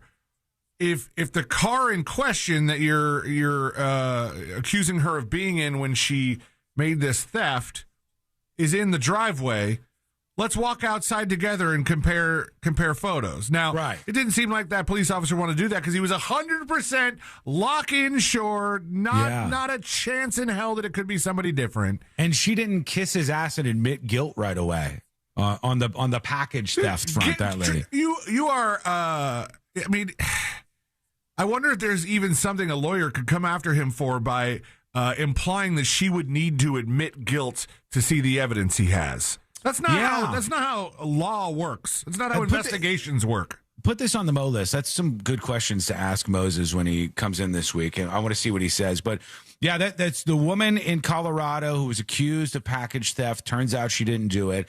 A woman who spent 2 months behind bars, got out on $250,000 bond, and turns out she didn't do it. It was somebody else who was guilty in that case. Those are two of a growing mound of stories that show when these flock cameras actually go wrong. And maybe the biggest problem in there is the reaction from that police officer who was just so rude and so self-assured in that moment and yet so wrong at the same time. All right, quick break. When we come back, we're going to get into some of your Rate My Blank stories this week, the most embarrassing stories, and there are some very good ones coming in. We'll work those in a bit. I told you there is something that happened on a plane, so you'll probably hear the song momentarily, and a whole bunch more on a busy Share the Show Tuesday. It's coming up next on the News Junkie. No script, no filter, no off switch. Real Radio 104.1. Guaranteed human. All westbound lanes are blocked on County Road 46A at the Greenway. You could use Airport Boulevard, Martin Luther King Jr. Boulevard, or Old Lake Mary Road as alternate routes to try and head westbound there. Look out for crews affecting eastbound lanes as well, and move over and slow down if you see emergency crews on the roadways. See traffic troubles? Call the Valvoline Instant Oil Change Traffic Tip Line at 866. Hello. Welcome behind the scenes. Yep. Oh, I forgot. Okay. Do you know what that person's name was? Or Shelly? Okay. I'll go back to my emails right beforehand. 1:15? Okay. Thank you. Crazy story. It's coming up and accusing you of stuff. Ashley says, thanks, Jay Turn, for the sub. Thank you, Jay Turn. If you missed it, I was telling folks during the last break, I said we got the OG magnets. The original design has not been available for a very long time, but they're available in the position of the random magnets. So now, for a little while, we've got these, which will be like the steady ones that are available. If you subscribe or if you give some subscriptions. Sun State John with the 13 gifted subs. Look at that. Probably cruising around in that car of his. BDMX Con says, y'all go vote today. Today are the primaries in the state of Florida. Some big elections. Anybody watching any of these elections? Anybody paying any attention? Anybody want to admit who you're voting for? Bootsy says, I voted this morning. She voted for Fishback. That's what I hear. I don't even think he's not in the elections today, right? He's not in the primary today, or is he? Is Fishback in the primary? Let's see. Hang on.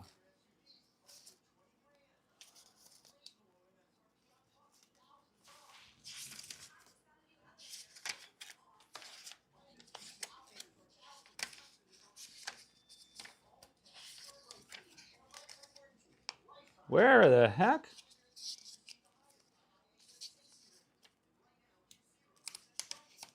Here we go. Okay.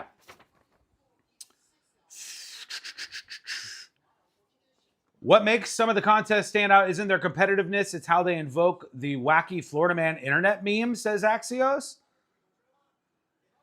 We have the governor's race. Byron Donalds is expected to cruise to a win over his lesser-known and completely underfunded opponents, like James Fishback, who Bootsy voted for. She's a Fishback for life girl. She said fishback or death. It's on her bumper sticker on her car. Vote Antonio Pizza for school board. True. True, Antonio Pizza. Also, on the Democratic side, Rep. David Jolly is outraising and outspending lesser-known rivals. Jolly, a former Republican, has made the unorthodox decision to pick a former Democratic representative as a running mate. So a split party, kind of. In the Senate, it looks like Alex Vindman is running against Angie Nixon. Vindman is a retired Army lieutenant colonel who played a starring role in Trump's first impeachment trial. And Nixon recently joined the Democratic Socialists of America, long viewed as too far left for Florida. On the Republican side, it's Ashley Moody, the former state attorney general, and she's facing some opposition from some other folks. It's also the Florida 25th House District that was redrawn to favor Republicans, and you got Moshkowitz on there too. So a lot of people getting out and voting. Thank you, Wanma, for the subscription. Appreciate you.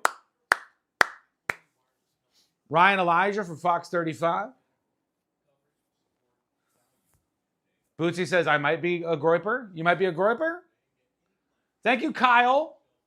Thank you for the gifted subscription. That puts us at 26 for the day.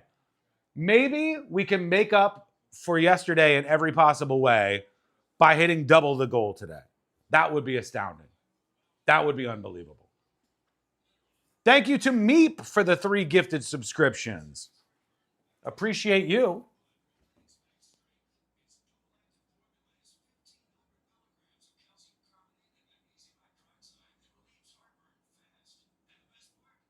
Courtney says there's a chicken shortage at the Publix. What the hell? So who'd you guys vote for? Anybody good? Sean, if I voted, can I get an OG magnet? No. No!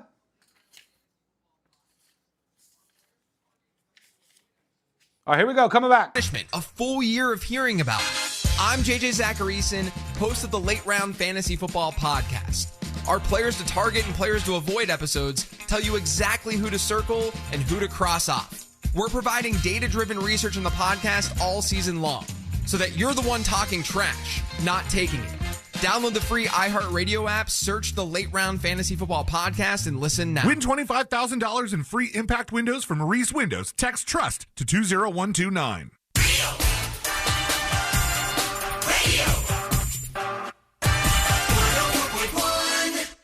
Join the show. Send your dispatch now at thenewsjunkie.com.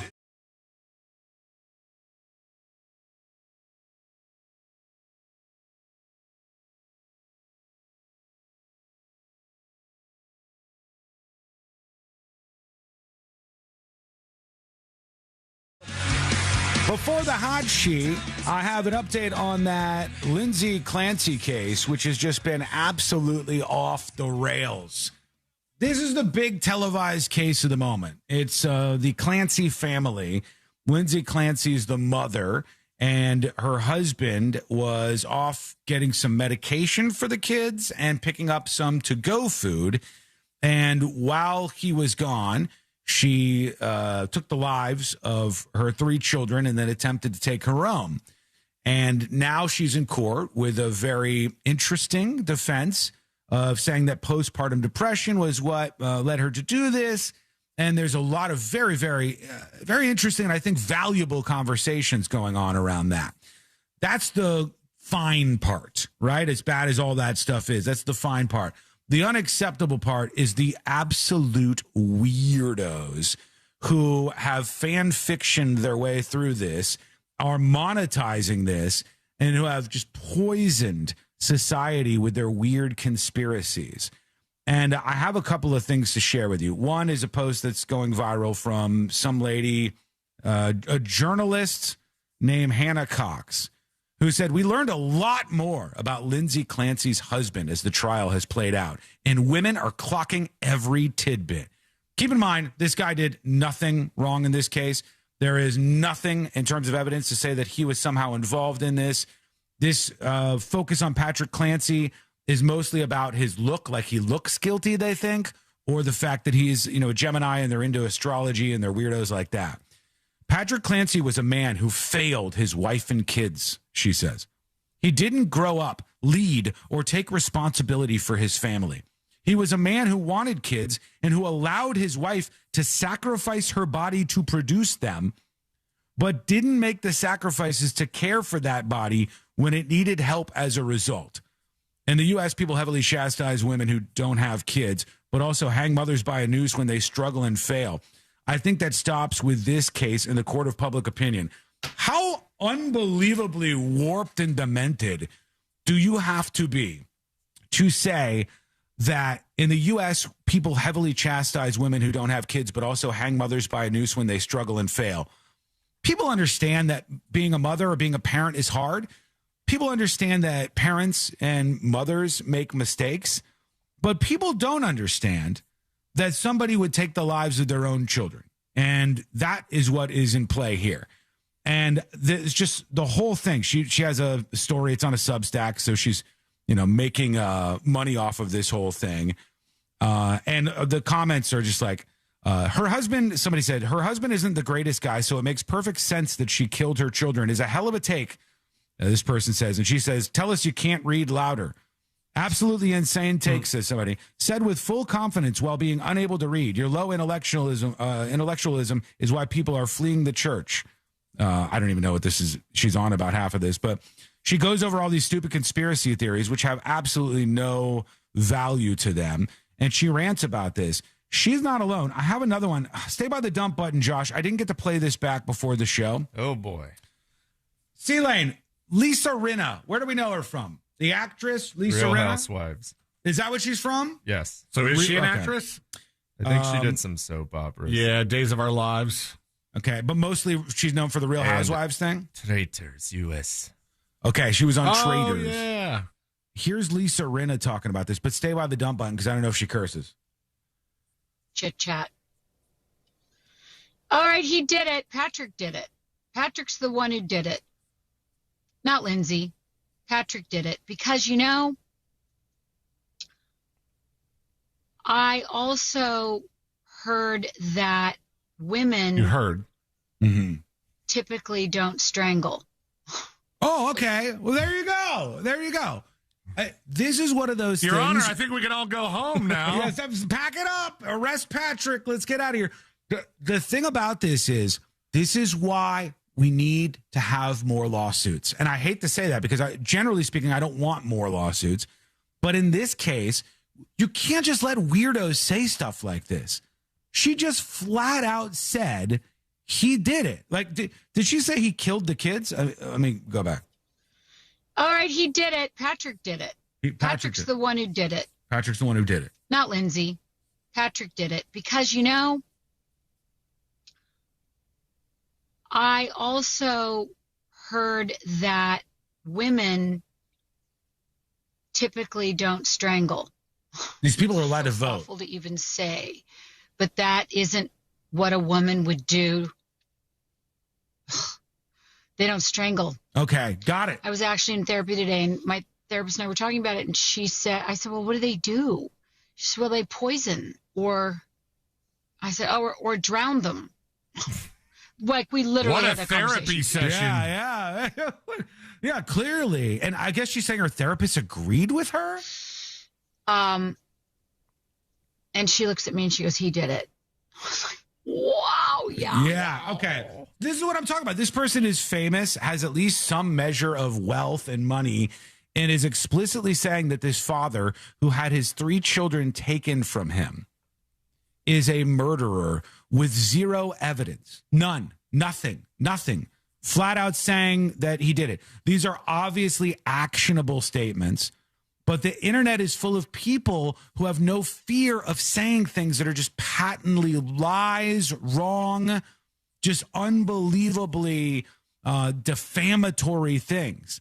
And to me, I'm like, we got to stop this somewhere. Like, that's crazy. This woman is so unbelievably dumb. Like, just criminally dumb that she's saying stuff like this. Another person comments on her video, or this was on the article that the other woman, Hannah Cox, I guess, wrote. He said, "What in God's name is wrong with you? I watched this man's testimony. He tried to get her help. He forced her out of telehealth psychiatry and into in-person meetings. His wife sent him on an errand and then strangled his children with exercise bands." It's like so bizarre that this guy has to deal with this. C-Lane, let's check on the GoFundMe for the mother and her family. Somebody says, why would anybody be listening to her anyways? You can't use an argument on this that it's like not getting enough of an audience, that like we're nitpicking and this doesn't deserve any attention. This is getting insane levels of attention. Hundreds and hundreds of thousands of likes on posts on social media. Hundreds of thousands of dollars in this GoFundMe. What's it up to now? $905,277. Her GoFundMe, the mother, has raised $900,000. I don't even know what to do with this. I don't know how to fix it. The only thing I can think of is if people are held responsible for making these unbelievably improper claims, and you might not care until it happens to you. And then somebody puts the focus on you, and then they go, hey, you hear what this person did? And they say it like it's truth, and they say it with authority, and they're just completely fan fiction making things up. It is, and the problem is, number one, that these people can vote. I wish I could take the right to vote away from every lunatic who believes in nonsense like this. And number two, that these people are on juries. They are on juries. And I've already seen it enough time to know that the true crime brains, some of these people whose brains are just rotted, are actually infecting these juries, and it's screwing up the justice system. And that, to me, is a significant problem. So that's why I'm keeping an eye on this case. Again, you can have a lot of feelings for this mother, and it's not as cut and dry as she just did it and throw her behind bars forever. She does have a case. She does need to have her day in court. But the father, there's no evidence at all that he did any of this. And there are hundreds of thousands of people, apparently, who think that he should go to jail because they're crazy. Random question. Can you undonate to a GoFundMe? Can you walk that back?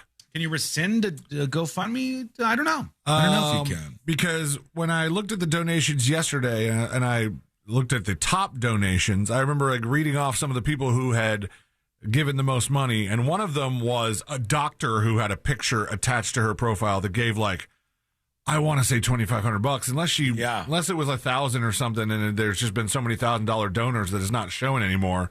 Oh, but the really? doctor doesn't show up anymore, and I was like, I wonder if this has become so divisive that people are reaching out to the names that they see on these donations and going, "What are you doing?" Blah blah blah. You know. Yeah, maybe there's more pressure. It's just sometimes it just happens in that social media world alone. Okay, there you go. There's the update on that one. We'll move on past it. When we come back, we got the hot sheet coming up. Also, a person on an airplane that I've been talking about got caught texting, and I have the text message that they were sending that has now upended their life. We'll talk about that and see whether it's worthwhile, whether they really should be getting as much hate as they are, and a whole bunch more coming up next on the News Junkie. Coming up tonight on Real Radio at 7, it's a corporate time with Tom and Dan. Brought to you by My Eternal Vitality. Hello. Welcome to the show. The hot sheet coming up next. Folks, question for you. If somebody is on a plane next to you and they're texting somebody and they're holding their phone out so you can clearly see the text, is it fair game to take a picture of that person's phone in the text message? Is it fair game? Or is it like, well, mind your own business territory? Because in this story that we're going to talk about in just a bit, the guy is sitting on this flight. He's on his phone. He's sending a text message. And there's a couple of words in it that the person next to him found offensive. So they took a picture. They took a picture of his cell phone in this text message, and they shared it online, leading people to track down this guy and his job and all sorts of stuff. If you see somebody on their phone and you can read their text message, is that is that fair game? Artemis says, yes, it is. Not a picture. A couple people are against the picture part of it.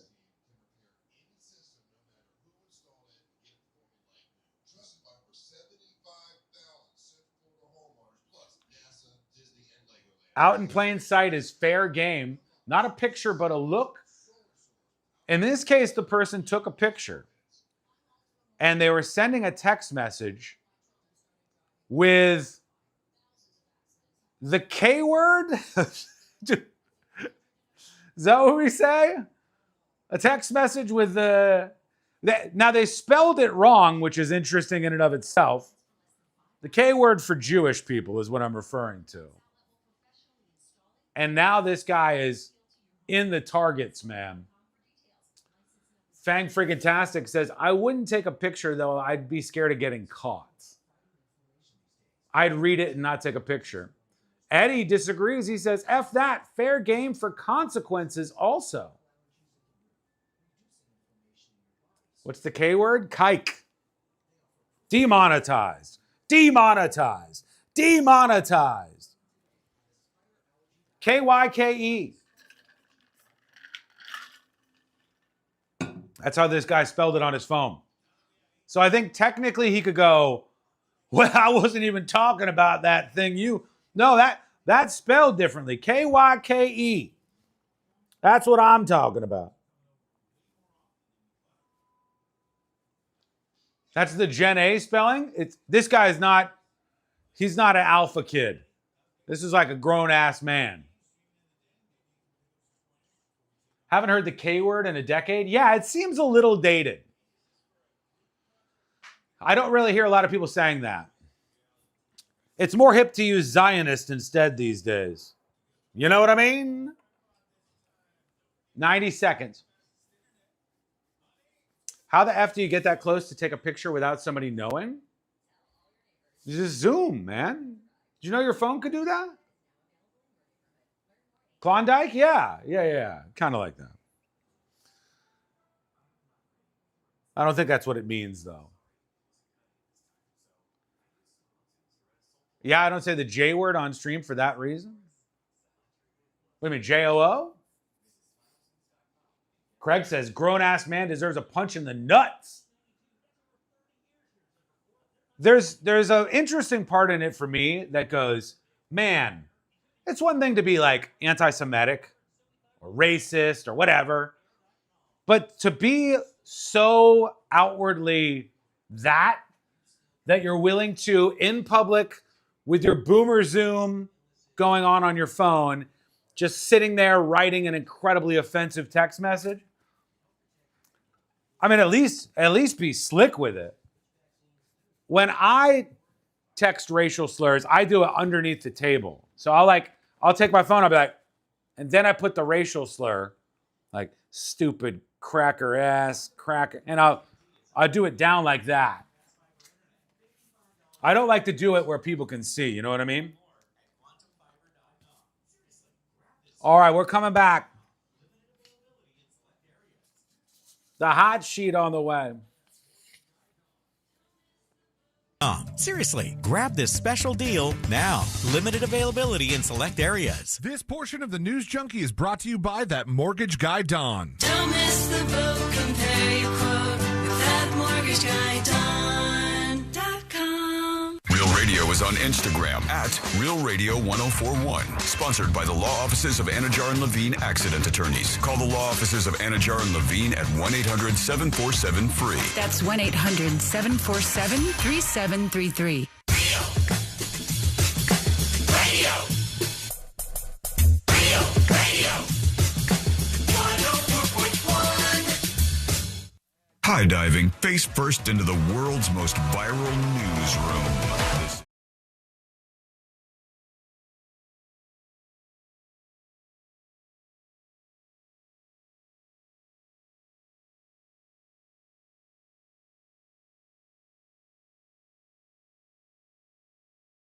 Big thank you to Missy for the gifted subscription, a premium subscription you can grab right now thanks to Missy over on thenewsjunkie.com. Appreciate your support. You can go subscribe to a premium subscription over on the website to show your support if you love the show. Do that at thenewsjunkie.com right now. The hot sheet's on the way. Did you get any other updates about Jackson and his adventures today, Sealand? No? I'm told he's an unreliable narrator, but we're still trying to figure that out. Probably just had a good day. Is he starting to weave together sentences a little better so you can kind of have a little conversation? Yeah, a little bit. Yeah.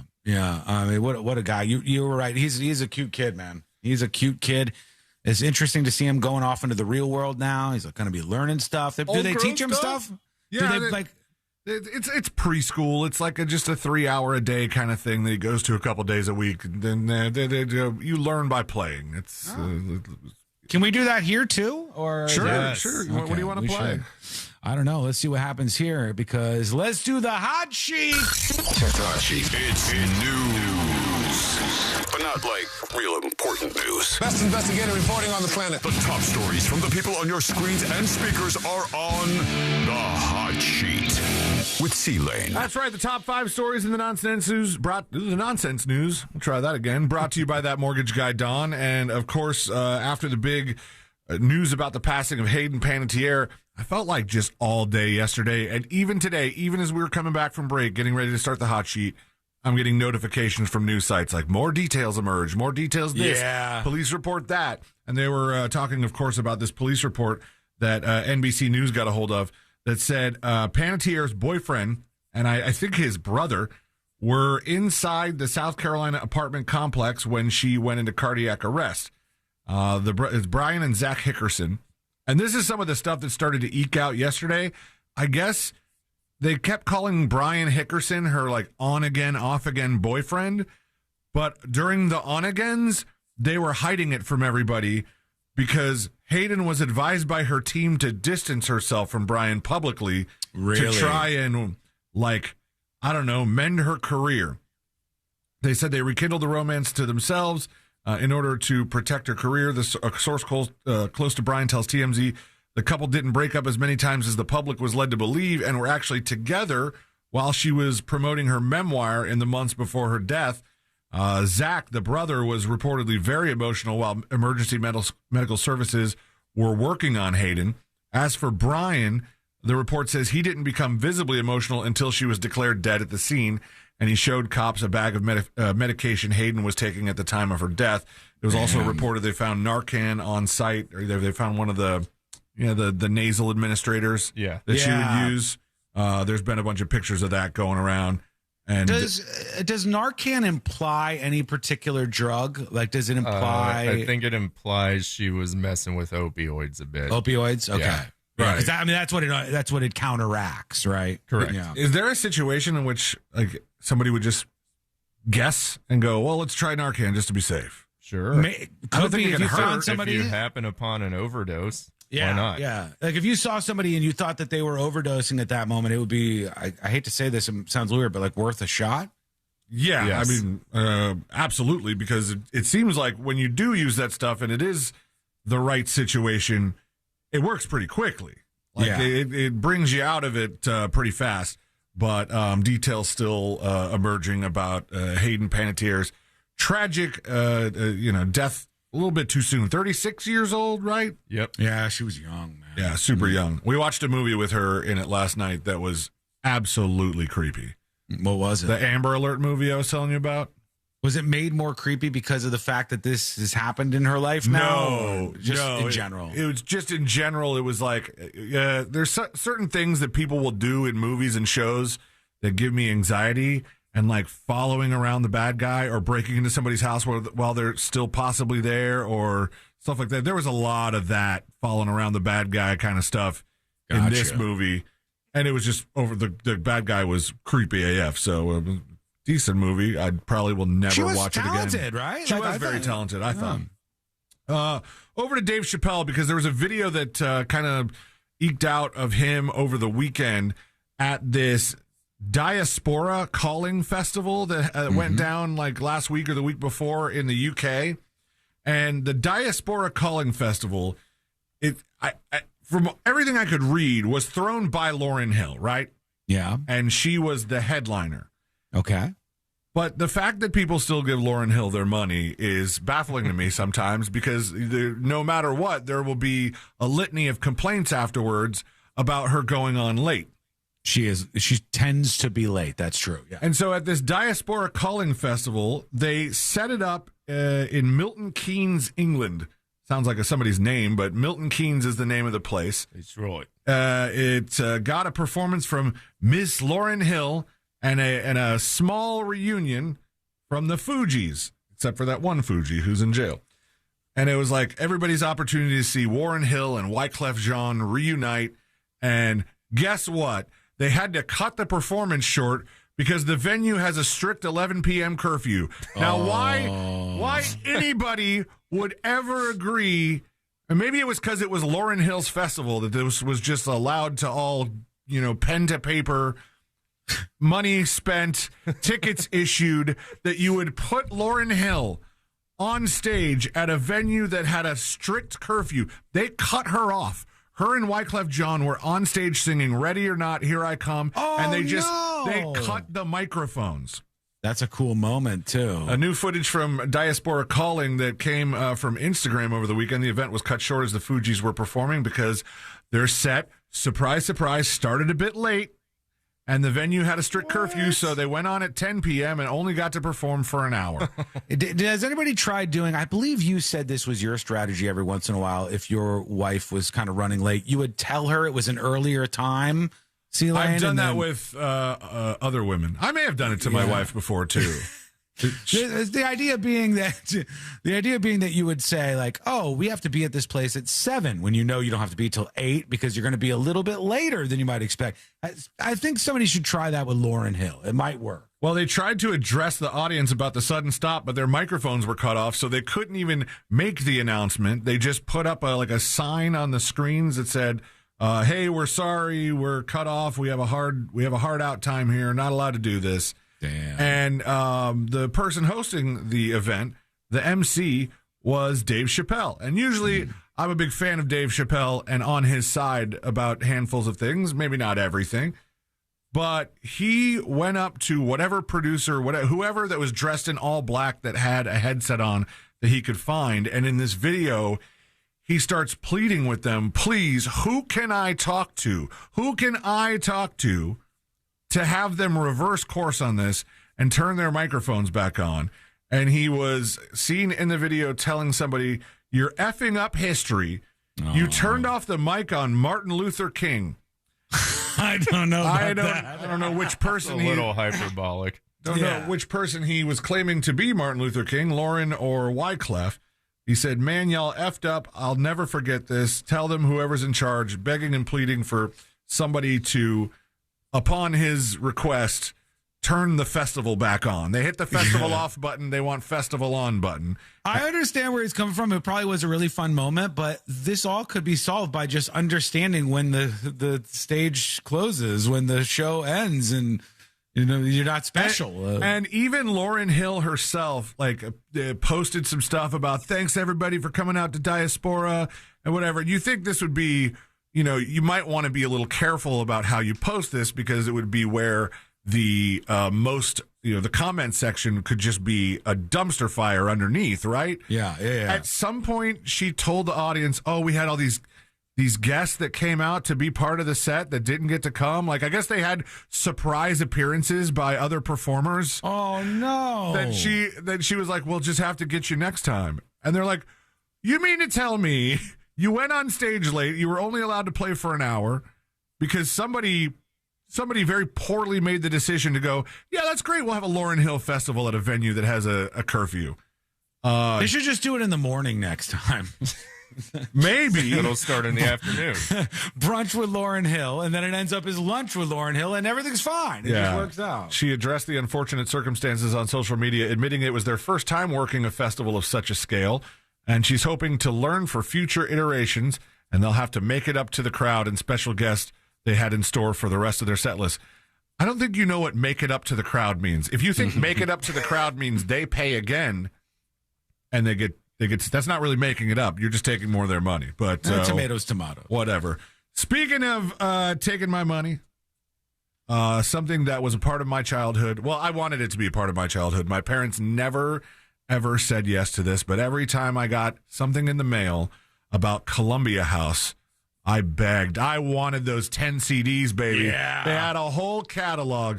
Columbia House magically is still a thing, but not for long. The 71-year-old mail-order music club that is somehow still operating in 2026 is actually closing for good. In a statement posted to their website, where I guess they just sell DVDs now, they said after September 15th, the Columbia House will no longer be accepting new orders. No. You could still purchase books with your credit card or credits as normal. The announcement was first spotted by a YouTube channel and later written up on the blog Cord Cutter News. They were founded in 1955 by its namesake music label to send albums directly to hard-to-reach consumers. If it weren't for Columbia House Garth Brooks fans, you wouldn't have the song Shameless, because he famously came back from tour one day and found a mailbox full of CDs because he forgot he signed up for it and goes, I should cover that song. Oh, God. That's the website right there. Looking at this, I had no idea this was still around. What is the type of person who still is getting Columbia House? Or is it the original people who ordered it and can't get out of their contract still? Is that? Well, I mean, it was kind of hard to get out of. They came under a lot of scrutiny for some of their billing practices back in the day. Mm-hmm. After switching ownership multiple times, they filed for bankruptcy in 2015 and stopped selling music entirely, sticking to DVDs only. But the company was frequently criticized for the shady business practices, including negative option billing, where a customer continued to get billed after signing up for a service unless they explicitly requested cancellation, which is kind of the OG AOL, all those other customer retention kind of things that became very popular for YouTube moving forward. Speaking of things that die slowly, MTV still does Video Music Awards, and those nominations have been announced. Yay! Up for Best New Artist, I don't know a lot of these. Stella Lefty, big fan, Josh. Stella Lefty, Todd Miles, Bella Kay, Cordis Magnus. Up for that Best New Artist. Artist of the Year. Making these up? I'm not. Some of these sound like skin diseases. They're real. Ariana Grande, Bruno Mars, Madonna, Morgan Wallen, Sabrina Carpenter, and Taylor Swift round off the Artist of the Year. Meanwhile, Kanye is headed to Mother Russia. Tickets for shows at the 70,000 capacity Gazprom Arena in St. Petersburg, Russia this October will make him the biggest Western star to play in the country since its invasion of Ukraine 4 years ago. Tickets range from 9,000 to 160,000 rubles, or approximately $100 to $1,900 US. Hey, if you have a mortgage with a 7 or 8 in front of that rate, you should be calling that mortgage guy Don. He is the gem of a man who wants to save you money, and he's really good at doing it. If you have a quote, make sure you shop that quote around. Don't just take the first one you get. You go to That Mortgage Guy Don. He'll help you compare your quote. Go to the website, thatmortgageguyDon.com. Don't miss the boat, compare your quote with thatmortgageguyDon.com. Thank you, C-Lane. When we come back, we got an interview on the way. We got this big drama that happened on a plane where somebody took a picture of somebody else's text messages. I'll tell you what was in that text message. It's coming up next on the News Junkie. Coke Zero Sugar 400 returns to the World Center of Racing with the NASCAR O'Reilly Auto Parts. All right, hey, welcome behind the scenes. Yep, yeah, 115, yeah. I think we'll try to do something a little shorter here, though. Maybe get it set up.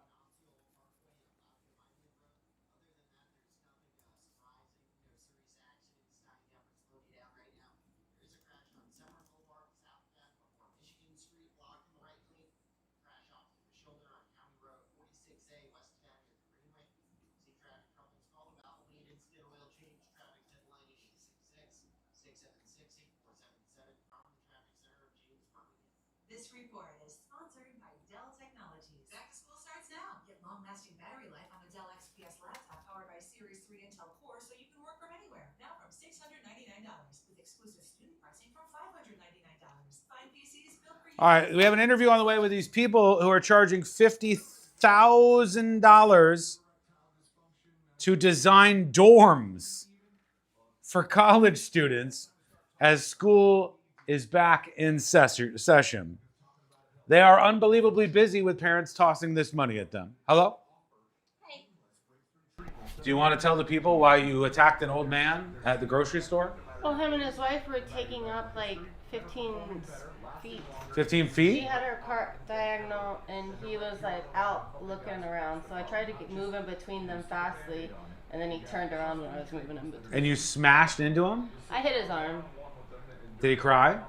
No, he looked at me, and I said, I'm sorry. And then I kept walking, and then I turned around and said, I'm sorry again. But it's his fault. Okay. If he was paying attention. Who are you trying to convince, me or the old guy? I wouldn't have felt so bad if he wasn't home. If he was young, you wouldn't have felt bad at all? No, because... Okay. Do me a favor. When you're going out in public, you're representing both of us. I was sorry.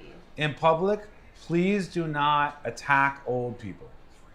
It's not a good look. Lauren fucking canceled her class again. Oh, wow. I'm so sorry. I don't know what's going on with that. I swear, and they're doing yoga, not Pilates. You're like, a Pilates instructor. You gotta email I feel like her. there's a clause to this contract. I need to have Moses look at it because they're not giving me the classes that I signed up for. Okay, well, you can talk to Moses about that. Okay, good. You're gonna sue the Give him a Pilates? cease and desist. You don't even know what a cease and desist is. Get out of here. She's got her favorite Pilates instructor, and I guess she hasn't been quite as reliable as she would like. She's ready to sue.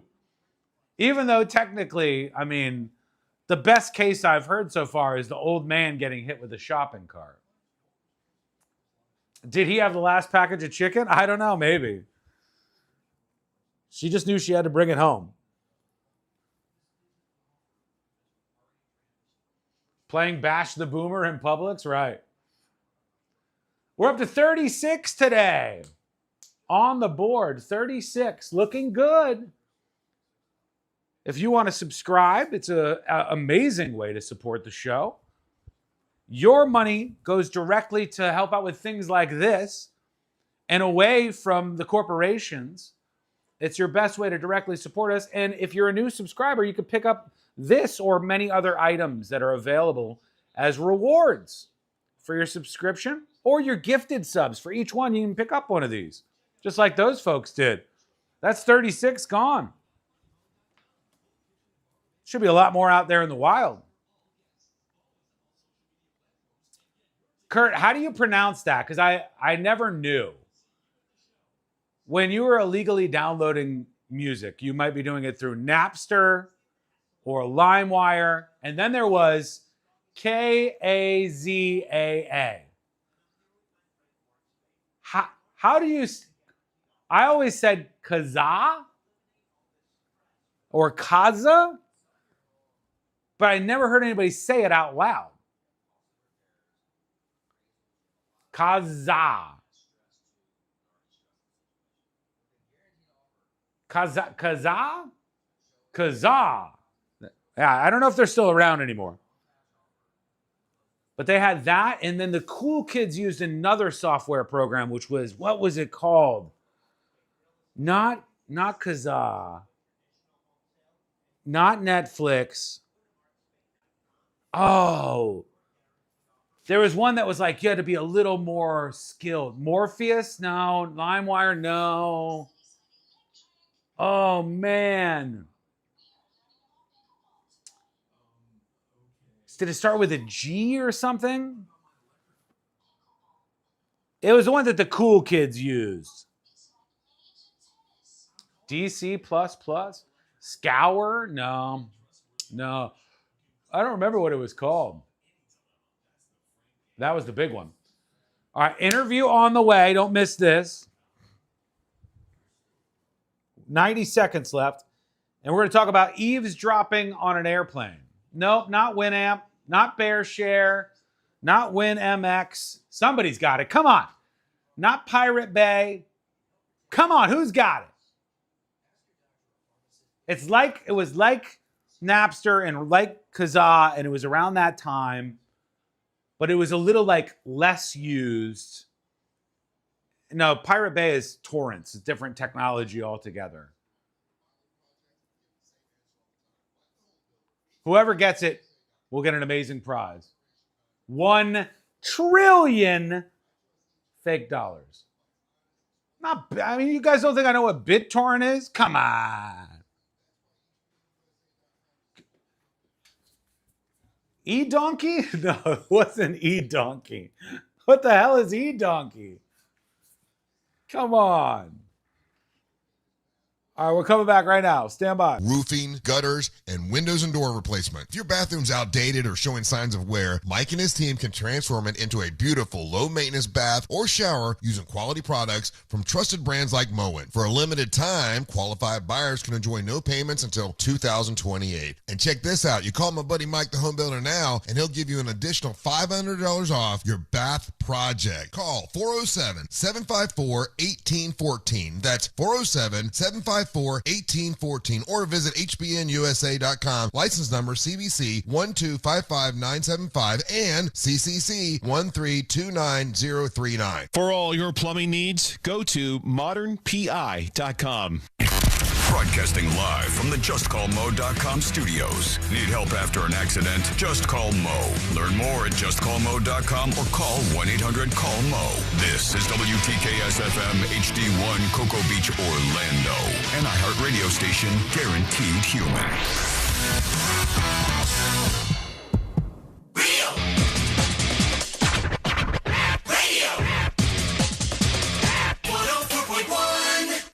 Preparing you for the impending robot uprising. This is the News Junkie.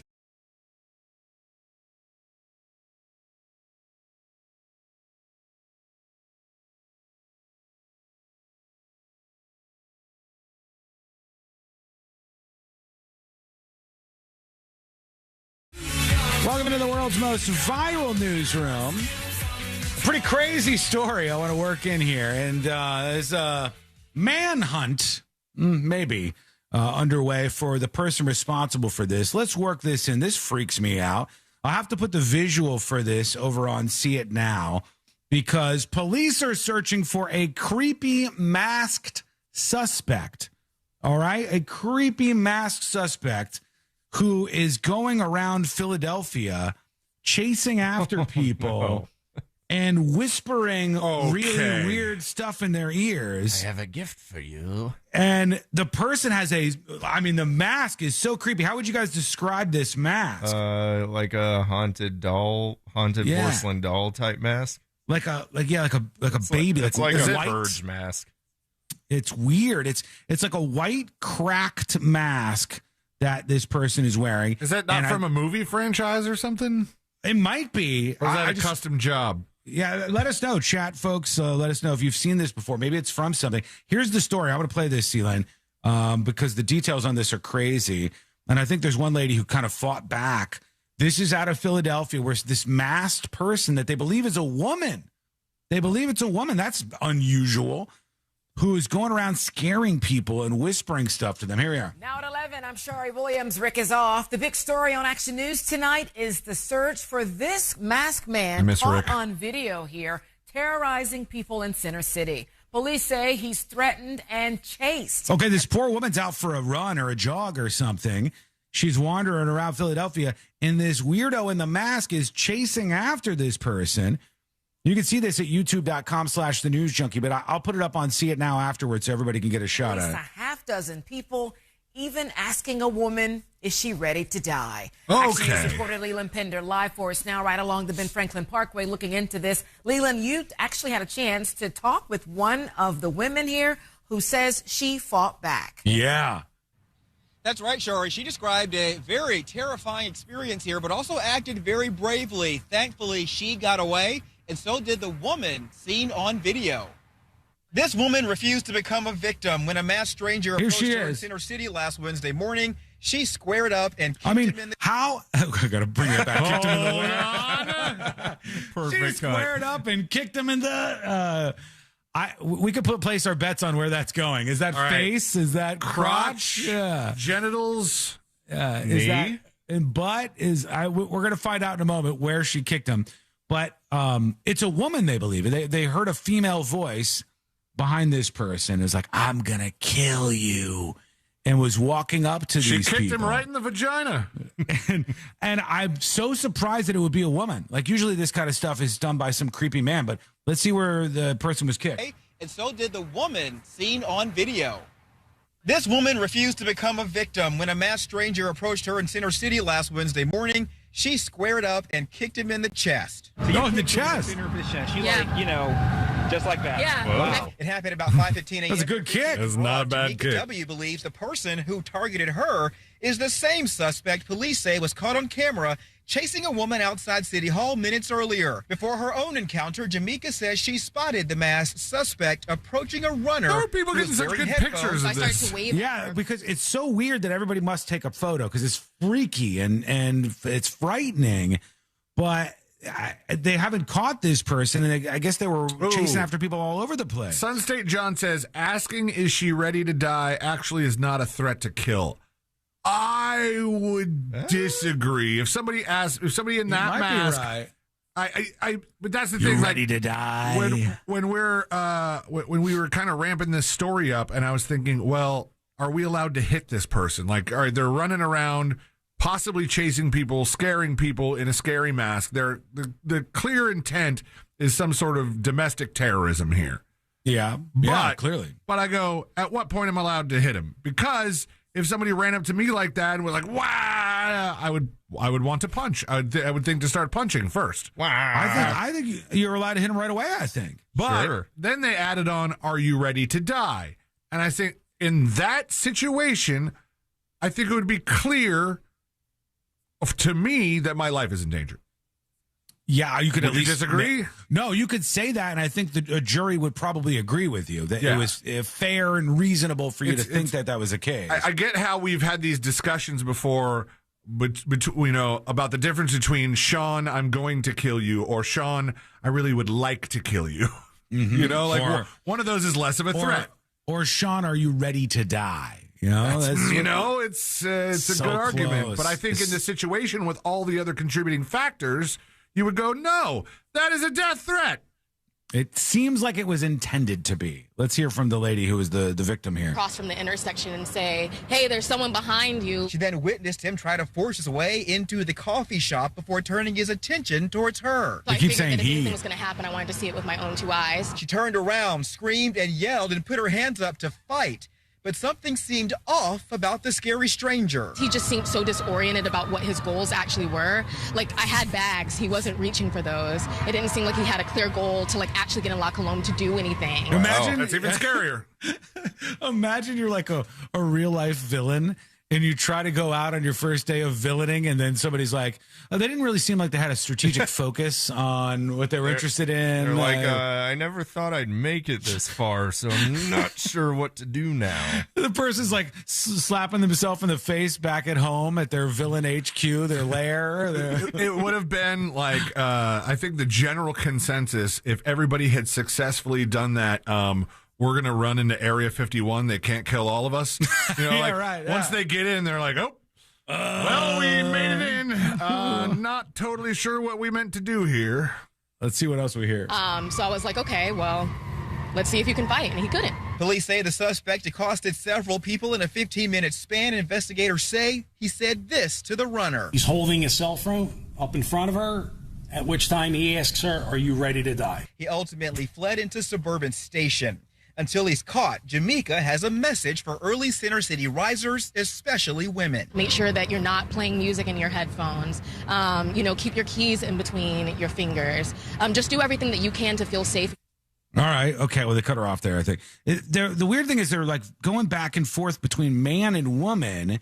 But somebody said when they heard the voice of the person saying, "Do you want to die?" it sounded like a female voice. It says, in one instance captured on surveillance video, Smith asked the masked suspect, said the masked suspect chased a female jogger who he allegedly asked, "Are you ready to die?" There's at least 6 people who were targeted like this. I don't know. Maybe it was a man, maybe it was a woman. They're not exactly sure, it looks like. But this woman, I love how she kicks, and then she gives she gives an example of her kick in the middle of the news report, which was quite impressive, Good actually. for her. Did anybody guess? Is that a custom face mask? Because it's hard kind to of say. crazy. I'm going to get a screenshot of this. I'm going to put it up in this break on the See It Now section of thenewsjunkie.com. so that you could see what we were talking about. It's very freaky, though. So that's what's happening over there in Philadelphia. They got a masked person who's going around scaring people, saying, "Do you want to die?" They're calling it a Chucky-like face mask, but it doesn't really look like Chucky to me. This is not Chucky. No. Right? It's kind of like a baby. Bless you. Apologies. I apologize. I could not get to the mic off button. It's kind of like okay. a porcelain doll, I think as Josh said. Yes. And like a fat baby face. It's a fat baby face that we're looking at there. So we'll take a look at this, and you can peek into, maybe you think it looks like something you've seen before. Let us know over at thenewsjunkie.com right now. All right, quick break. When we come back, we should have an interview lined up in a matter of moments here. See if some sparks fly. We'll see what happens. This is it's all coming up next on the News Junkie. Real radio is The Monsters in the Morning. Now I can't get the boobs back. And it doesn't matter how many boobs you click on. Right, I've been clicking on so many boobs. Saw all the boobs. I'm doing it to get Fight the Robots. That's what I tell my wife. The Monsters in the Morning. Real Radio 104.1. From the Clausman Law Traffic Center, car crash, call Clausman Law. ClausmanLaw.com. Look out for a crash off to the shoulder on I-4 westbound before Champions Gate Boulevard. There's an accident getting cleared up on County Road 46A westbound near the Greenway off to the shoulder. That crash on Severin Boulevard's been moved off to the shoulder southbound before Michigan Street. Just keep an eye out for emergency crews on the roadways. Major roadways aren't too bad right now. See traffic troubles, call the Valvoline Instant Oil Change Traffic Tip Line at 866-676-8477. From the Traffic Center, I'm James Birmingham. This report is sponsored by Blindster.com. Hi, I'm Kyle at Blindster.com. Tired of overpriced blinds? Blindster makes custom blinds simple and affordable. You measure at home, install yourself, and save big. No retail store markups, just custom blinds guaranteed. Hello. Interview incoming.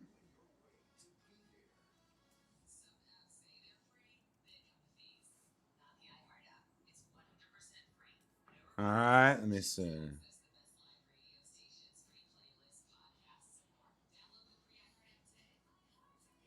The video of this dorm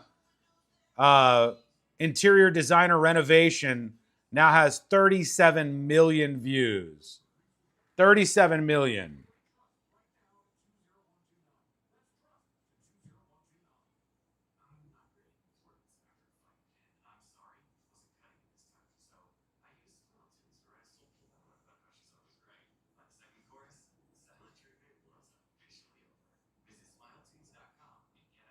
Good email from a homeschooled kid coming in. I want to read that. We'll work that in after this email. Then we got jury duty on the way. It looks like the baby face mask from Happy Death Day. That's not bad, actually. It does look kind of like the Happy Death Day mask. I don't think it is. I think it's just similar, but it does look like the Happy Death Day mask. By the way, Happy Death Day 1, good. Happy Death Day 2, convoluted mess. Just for the record. Couple of minutes and we're back with this interview. Got a very nice lady here on the grid. She's ready to go and discuss these $40,000 renovations of dorm rooms. The highest end, fanciest dorm room renovation you could ever imagine. SSJ says, are you ready to die? And no way in a quarter law can be used as a threat to kill. I'm sure there's been very, very similar cases before. Speech law is pretty firmly rooted, I think, in existing cases.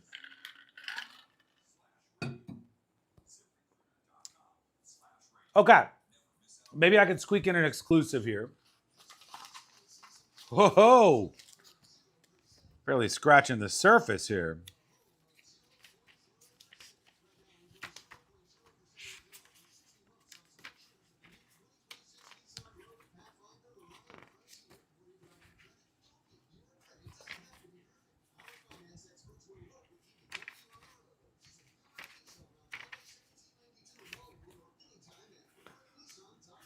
Interesting story, in the New York Times Magazine, actually, this week. 2 minutes. And I wonder your thoughts on this. The story from the New York Times Magazine is, what if America went completely dark? What if America went completely dark? And there's a story about what would happen if someone, a terrorist or otherwise, took down our power grid, all of our power grid in the United States of America, and the country went dark. How long would it take for chaos to break out, do you think? What's your guess if there was a hacker, if there was something, and all of America went completely dark, power grid out? How long until we start seeing looting, rioting, just that's like just violence hitting the streets? How long until you see purge-like behavior, you might say? How long would that take? 2 weeks? 2 weeks, I don't know. 3 hours? 3 hours sounds a little bit more reasonable. 2 weeks. I mean, I remember back in the day when the hurricane would take out your power for like a week or so. It would be 3 or 4 days before things started to get real weird. 3 minutes, Mike says. Kathy says 1 hour. We're coming back right now. Can be heard on the free iHeartRadio app. He's in! That's a jet touchdown! Just open the app and search your favorite team. Plus, Fox Sports Radio breaks it all down. As we get closer to week 1. It's crazy, and it's fun. Join the conversation and stay locked in. Live, local games with you all season long. Download the iHeartRadio app. Search NFL and press play. Go to markspain.com to get a guaranteed offer on your home today and start packing.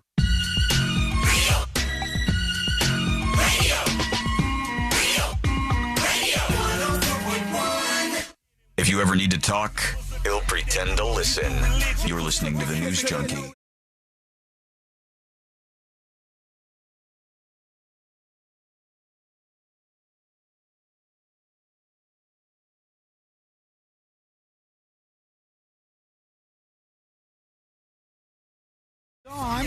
You can join us. We'll get to your dispatches, your stories, your rate my blanks, your entries for your most embarrassing stories this week, and a whole bunch more all on the way in just a bit on the show. This has probably been one of the more viral videos of the week. I'm looking at the numbers right now. 37 million views on this one video in particular, and it has people kind of scratching their heads and they say, I didn't know this was a business. I didn't know this was a thing. And this is the video of this young woman in college who got her dorm redesigned by this company. Allegedly, it costs a lot of money, but my God. This is the thing now. Perfect. A big reveal as you walk into the room. These colors. So cute. It's a small space. I love it. Oh, wow. And college was already expensive. We knew that. But I think things might be getting a little more costly here because now all the young people are going to want a renovation in their dorm room. Shelly is with us. Shelly from Mary Margaret Designs. Shelly, can you hear me? I can. Okay, there she is. Shelly, thanks for taking some time to join us. I imagine it's been interesting since this video has gone pretty mega viral in the last little bit. Tell us about what you guys do. Where did this come from? I think people hear this and they go, holy cow. They're doing this with dorms now, and some of these might cost as much as like $40,000 for a dorm renovation? So this particular room was such a fabulous little room to do, but I started Mary Margaret Designs 6 years ago. Mm-hmm. I did my daughter's room at Mississippi State, posted it online as, just a proud mom, and I got a lot of positive feedback. Okay. Well, I taught fourth grade at the time. So I thought, what a great little summer job. And it has evolved into this full-time business where I get to, enjoy and have the best time with people today. All right. So you started this company based on you just doing this in one dorm room, and it was just like a little side gig. Now it seems like it's a pretty serious job. Like you must be pulling in some money. How many of these jobs are you getting? And has that really increased in the wake of this video going pretty viral? Well, I haven't had a lot of people reach out for 2027, but I do not start taking clients until after the first of the year. But it's been really exciting to see, how many people have been so positive about the design and how great the room turned out. And my end goal is always that my clients are happy and pleased. And I felt like that they were. They were? They were. All right. And that was, what's most important. Did it really cost, because the rumor was at least, that it cost $40,000 to get for the dorm room renovation? I'm not sure where that fake number came from, but my service works like any interior design service. Mm-hmm. If you hired someone for your house, there would be things that mattered more to you to focus on versus something that somebody else really wanted to focus on. So you can apply a price to any given room because the needs and the wants are so different. Well, what was the one we just saw? Oh, I don't know that I could even tell you. Oh, you can. I think you can. Was it lower than 40,000? I can't say that. Oh, okay. Was it higher than 40,000? Honestly, the true story is that I'm doing 26 rooms this year. 26. So, nice. Yeah. So I have 26.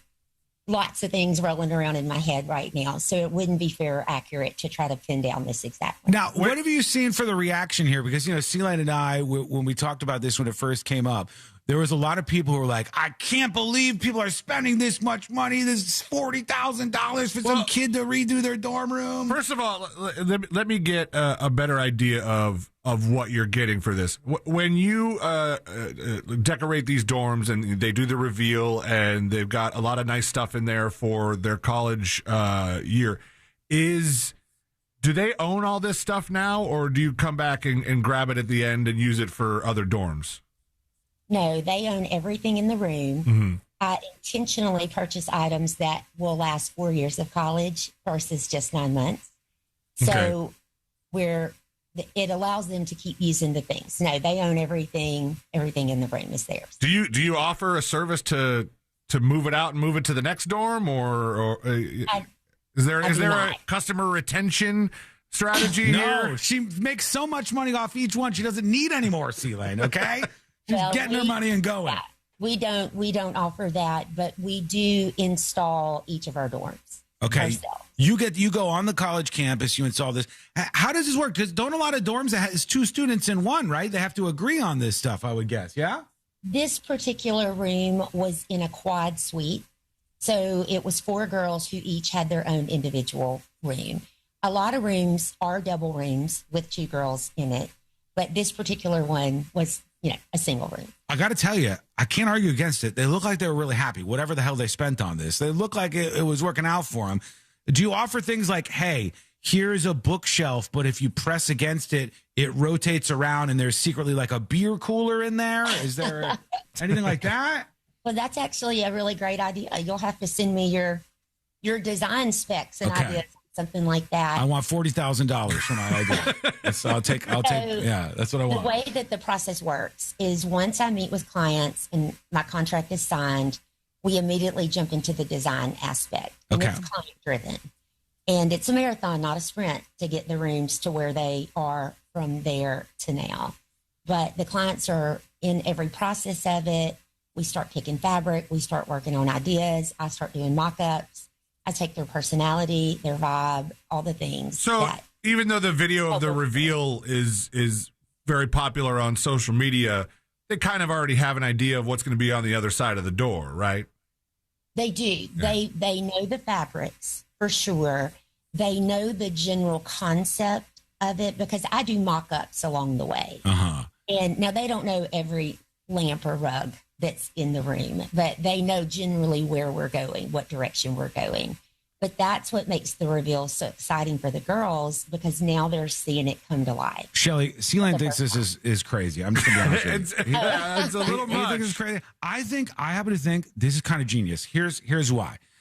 It's such a small space. If you're going to be in the renovation business, imagine you only have to renovate 600 square feet or something? Not even that much, maybe.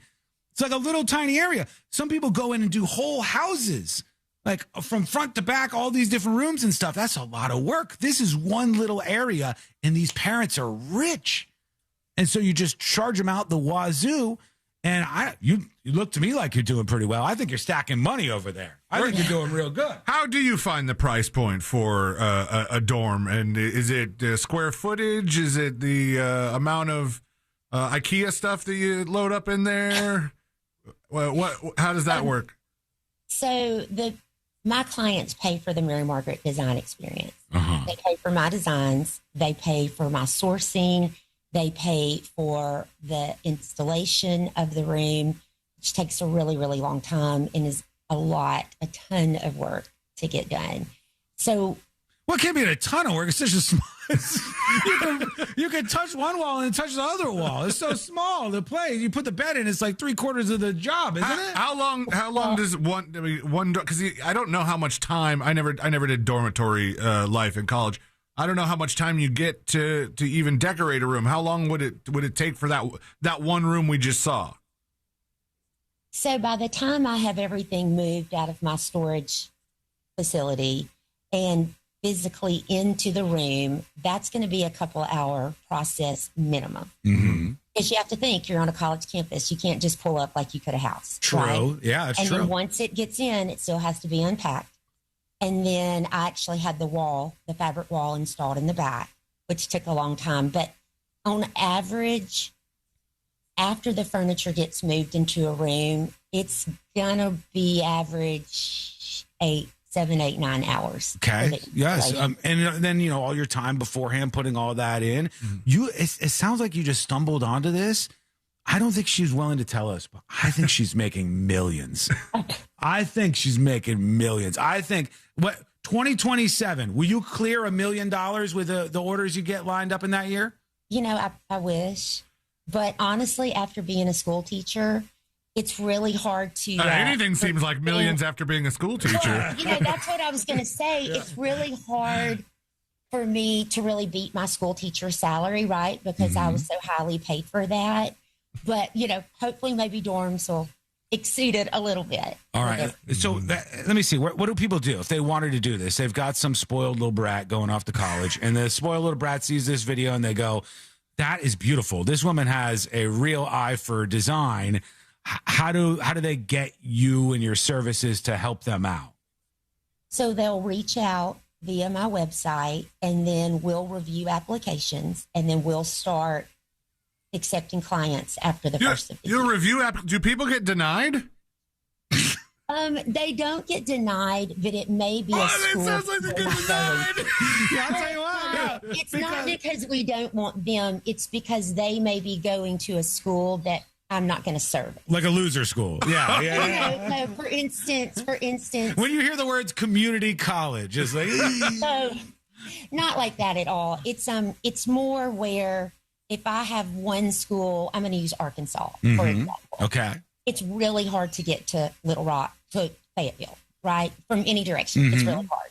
So if I have one person reach out from Arkansas, I usually won't accept that room unless I have maybe 3 clients from Arkansas to make it worth my while to get there. You got it, man. You got the business brain. You know what you're doing. Have you done? I mean, and now that your social media following has got to be blowing up because of these videos, have you branched out into the territory where that my wife gets obsessed with at the end of every summer? This Bama Pledge Week thing that she can't peel herself away from that corner of TikTok for a couple weeks. Have you done any of these Bama Pledge dorms? I mean, I have done several dorms for girls who are going through Rush. Got it. Have you ever done any boys' rooms? I have. Oh, really? I did one at Ole Miss several years ago, and then I actually did one at LSU this past weekend. And how are those different from the videos that we've seen? Do you have any of those videos, Sean? Yeah. Here's one. This is this young woman here and her dorm room reveal moment. Oh my gosh! Oh wow! Oh my god, it looks really good. Oh, the centerpiece. This is my favorite part. Millions of views. Welcome in, girls. This is my favorite part. Oh, it looks really good. She hung up the prints. Oh, those are so cute there. Oh my gosh. We went a little bit different with our Barbie print too because we really like them separated. I love them. And then these are by Amanda Fox right here. Amanda Fox stuff. So cute. Amanda Fox stuff is expensive. I know it. I know it's good stuff. Holy cow. What do you got know something about going Amanda here. Fox? You don't know nothing about Amanda Fox. I'm trying to get her to admit how much this costs. She's the guy that all costs. You're very cagey about the price tag here. Now, you know what? I'm an old Southern woman, and I don't kiss and tell. Where Mary Margaret Designs, where's the name come from? So I have 3 children. I have 2 girls, Mary Taylor and Margaret Grace. So it came from the girls. And then I have a son, Hayes, who plays football for LSU. Really? Unfortunately, did not get a stake in the business. But I've assured him I'm going to find something to name after him. Can I tell you? I'm going to tell you something. You're too smart a businesswoman. You've already thought of this 8 billion times. I know you have. But I'm just going to say it again. This would be genius on Shark Tank. This would I could see Shark Tank and the sharks are sitting there and you go, hey, we do renovations. We do them for dorms. We can even make it so there's some kind of plug and play stuff that people can buy. And I can see some investments coming in on this. I think you're going to be a very wealthy and powerful person in the future. Well, of course. It's going to be really hard to beat my school teacher salary. No, I know. They really have to get it up there. $20,000 profit per job makes a lot of people wealthy. That's great. Yeah, no, not too shabby. You're also looking for interns. Our very own Josh Fowler could be, I think, a great intern. I'll do it. Fashion focused. he took the job without an offer. That wasn't I know how to use a drill. That's about it. You know what? Yeah, you can make that I up. always travel with handyman and a carpenter, so you're hired. Right on. Hell yeah. There she goes. Shelly from Mary Margaret Designs. That went explosively viral this week. Shelly, thank you for the time. We appreciate you. Y'all are so welcome. Thanks for reaching out to me. All right, there she goes. There she goes. I'm telling you, I think some people are going to watch that and go, "Hey, this is a waste. What are these people doing?" It's working. It's working, and the kids like it, and then she does a great job, and everybody's happy. I think that's real smart. If you are sending a kid off to school and you got that kind of money, or you just want to reach out, maybe you can get a good deal. Mary Margaret Designs. So very nice of her to do that and hang out with us today. Quick break. When we come back, jury duty is on the way. That is coming up next on the News Junkie.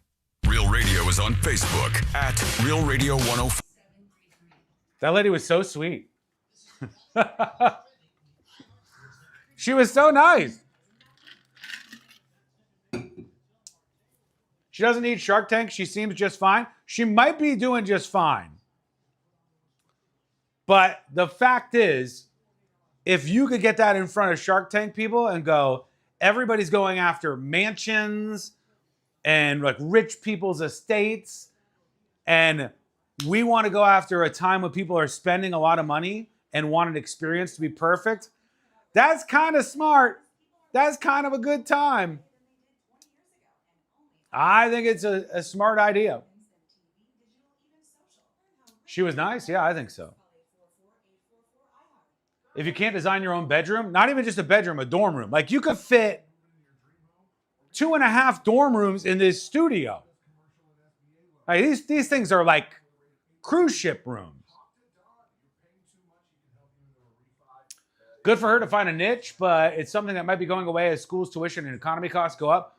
Brother, I think that's the thing. College is so absolutely expensive that people already have plugged in that they're going to spend a ton of money on this. And these are rich kids mostly, I would think.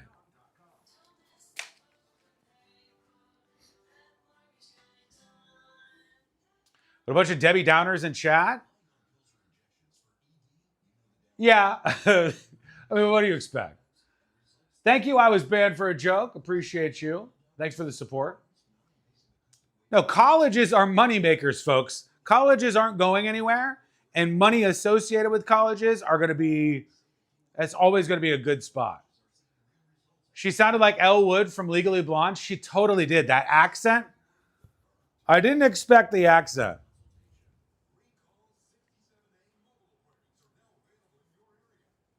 All right, back to the edgy. Back to the controversial. I think it was a fun side quest.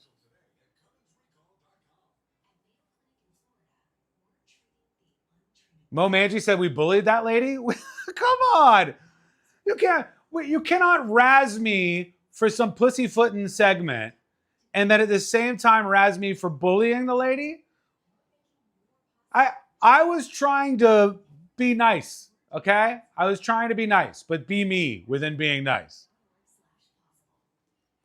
Thank God we didn't have to hear that accent all day. What's wrong with her accent?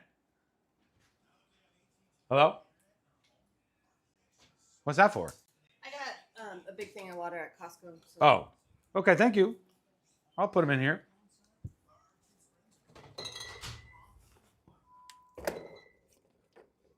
Okay. Put this over here. Good to go.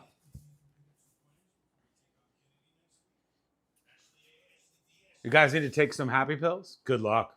Good luck with that. Everybody's geared up to be angry today. I want to yell at somebody. All right, we can yell at each other a little bit. Elle wasn't Southern. I don't know if she sounded like her. I didn't expect it to be that nice little soft moment. 2 minutes and we're back. Look, this is Monday part 2 today. I need some funny. Have you not enjoyed yourself at all today? Are you having a miserable time? Have you not had a good time at all today?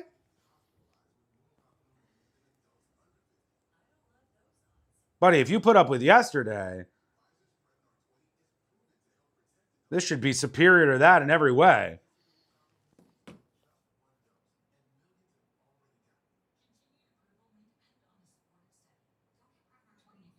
Okay, let's see. What are we doing next? Oh, jury duty, right? Yeah, we got jury duty. Hang on, stand by.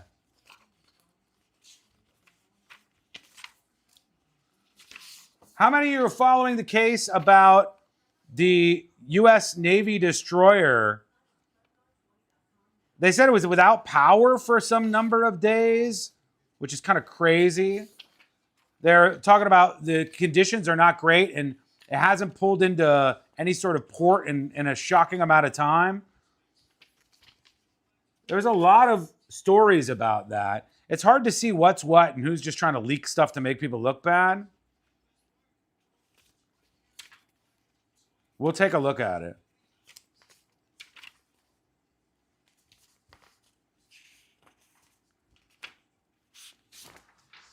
Okay, we're coming back right now, everybody. Stand by. Stand by.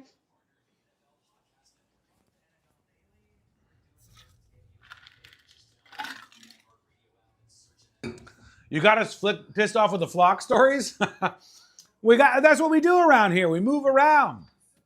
A little bit of this, a little bit of that. All right, here we go. We're coming back right now. .com. Tired of overpriced blinds? Blindster makes custom blinds simple and affordable. You measure at home, install yourself, and save big. No retail store markups, just custom blinds guaranteed to fit. Blindster.com. Teachers make a difference each and every day. Now's your chance to say thanks. iHeartRadio's Thank a Teacher powered by Donors Choose. Nominate an outstanding public school teacher who goes above and beyond for students. They could be one of our $5,000 winners for classroom supplies and resources. Teachers give so much. Now it's our turn to give back. Nominate a teacher now at iHeartRadio.com/teachers. It's a crime to pay more than a dime. One dime down at RC Hill Mitsubishi in DeLand. Just go to rchill.com.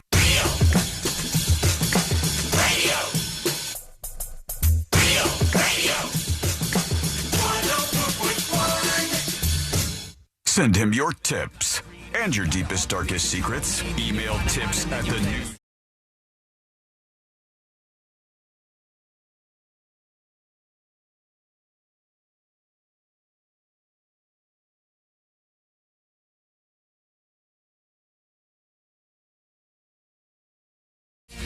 Celine, pop yourself back onto my monitor when you get a chance. I miss your face. I can't. Oh, there he is. There he is. Look at that. He's back. Hey, bud. Just like that. That lady triggered people for some reason. I don't know why. This is the weirdest thing. It's like, hey, we're doing in the middle of a controversial, edgy show.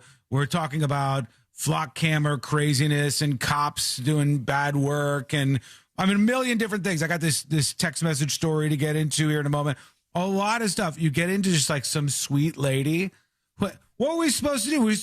And you can't win because somebody's like, you were too soft on that lady. I think Mo Manji was like, you guys bullied that lady. And you know, I don't even know what to do with this. I had text to my personal phone as soon as she started talking, like, C-Lane, unleash the fury.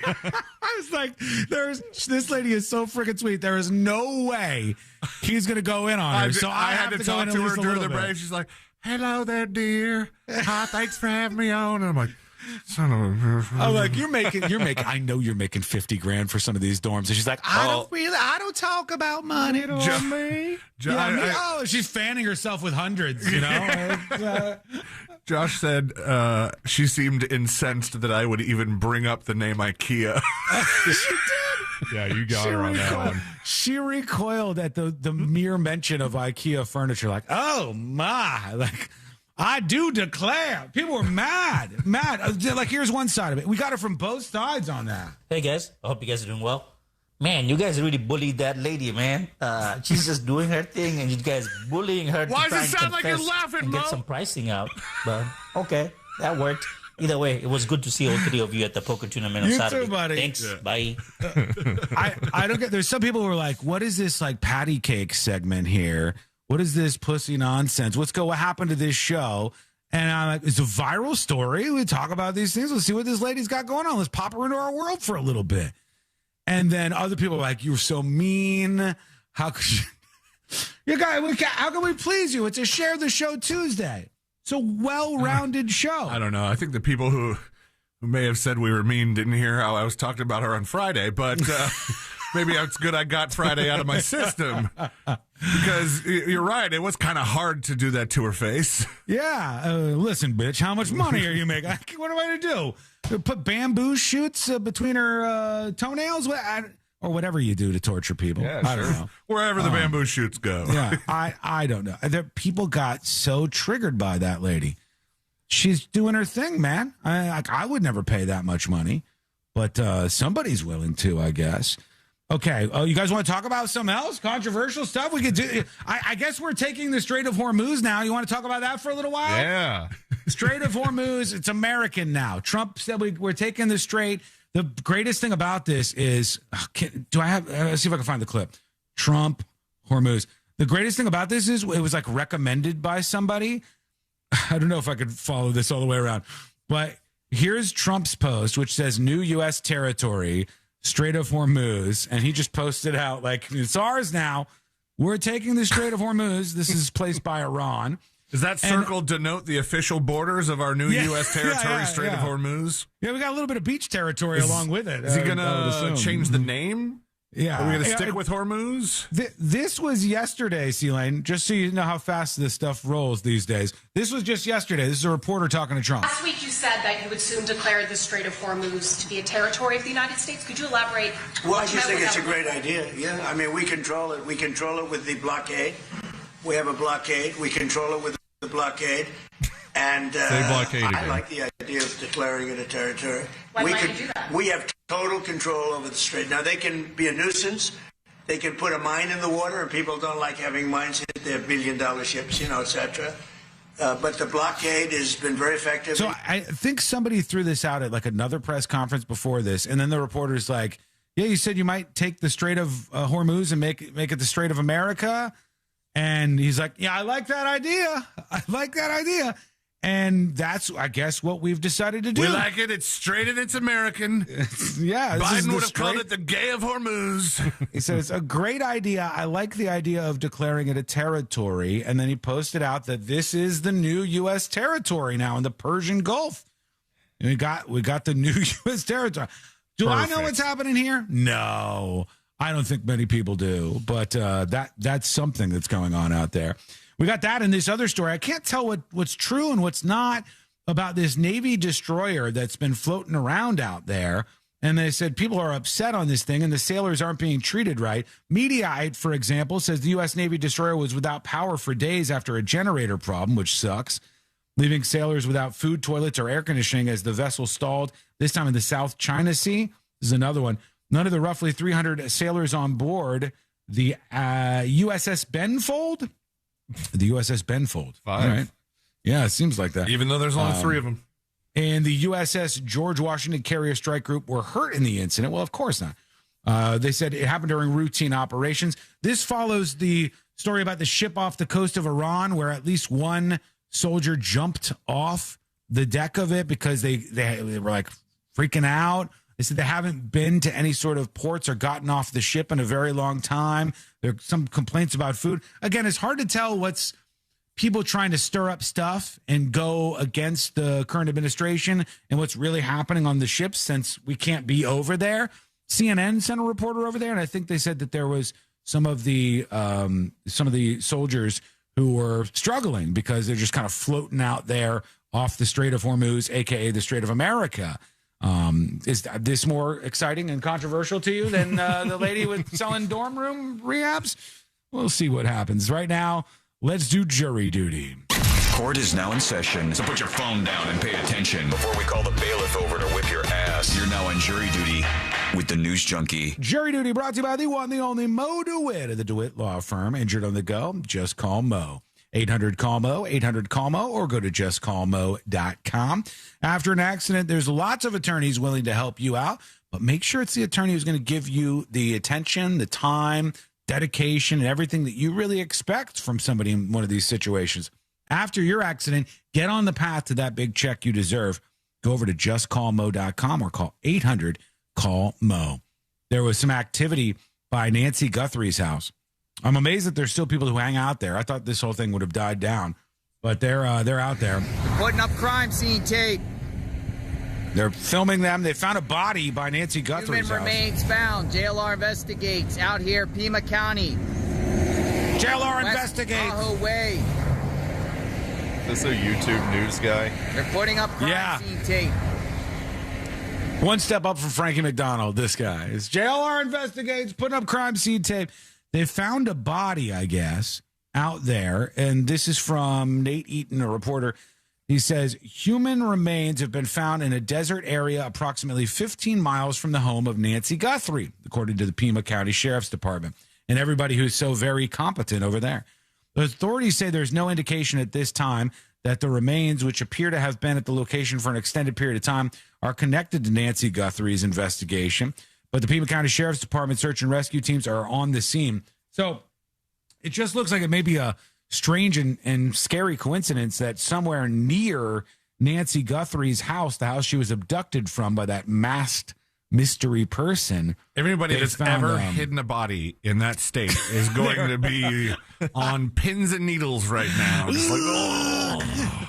Yeah, they found some remains there. It looks like it was probably unrelated, just a coincidence near the area where Nancy Guthrie's, that's Savannah Guthrie, the television presenter, her mother, where her home actually is.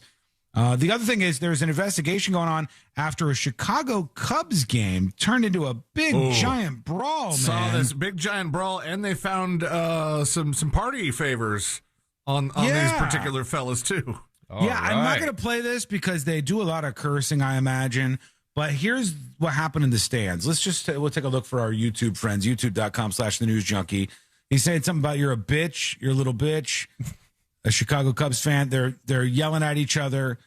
Looks like two groups of people. And then it turned into just a big baby brawl. back bitch. A lot of bitch. Yeah. The F word.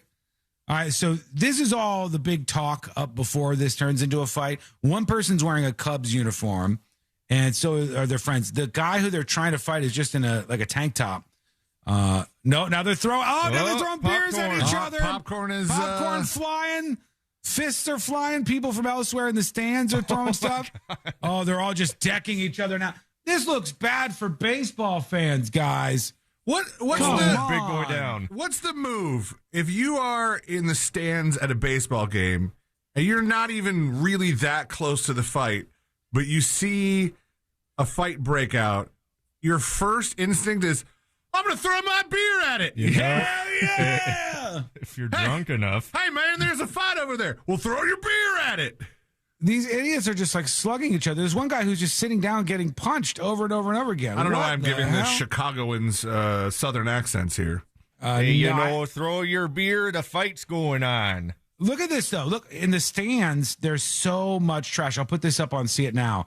There's so much stuff that everybody threw all over them, and they were getting into this big brawl in the stands. Quick, chug that beer so you can throw it at the fight.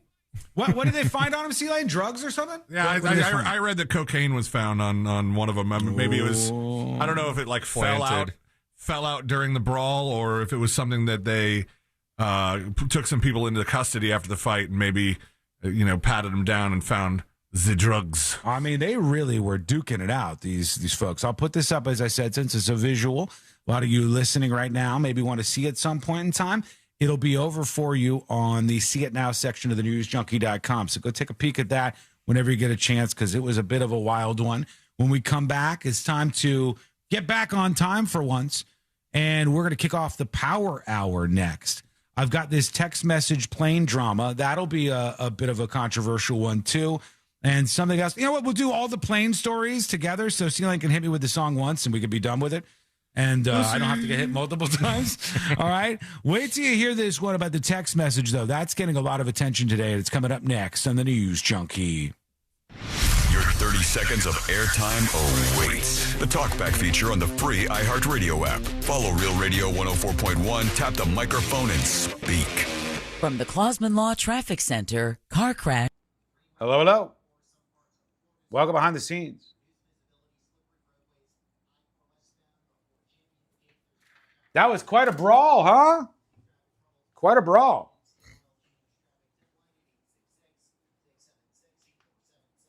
This looks like it resorted to insults and escalated from there, Miss Doug says. I think you might be right about that. What happens a lot of times is guys will just start talking trash, and there is a really embarrassing amount of time between the trash talking and the actual fight. So it's all this machismo and testosterone and F you, no F you, no F you, and you're this and your mom that, S my this and that. You're a K word, you're a this word. Everybody's tossing all the words around. And then nobody does anything. I had this one time where a guy tried to get into a fight with me, and I made fun of him because it was hilarious to me. And he tried to get up in my face, and I'm like, are you going to do something or not? What are we doing here? And then the guy went over by a table nearby and spent time like emptying his pockets of all of the things he could, his keys, his cigarettes, his lighter. Because you did the yelling part, and then either you're going to fight or you're going to do more dancing, because that's basically what it is. It's like birds dancing around. And so I'm going to kick your ass as soon as I swear to God, when I unload all this stuff out of my pockets. Come on.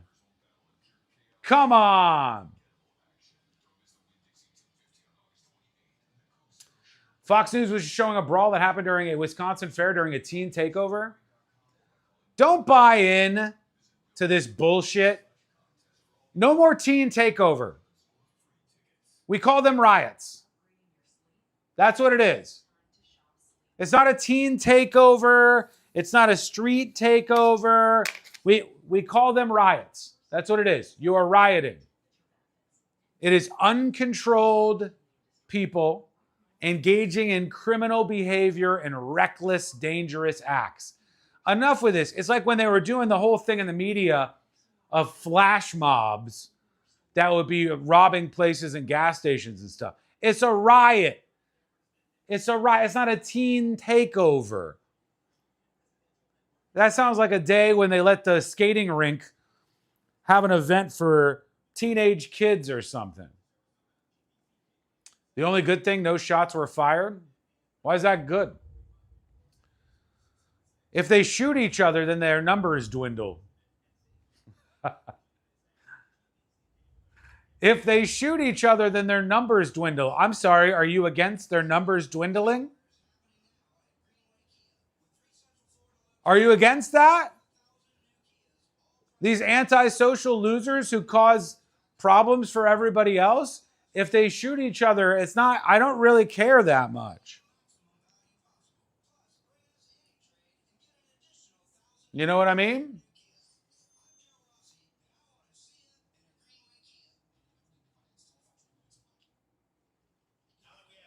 Just an absolute preventable situation in all of these cases.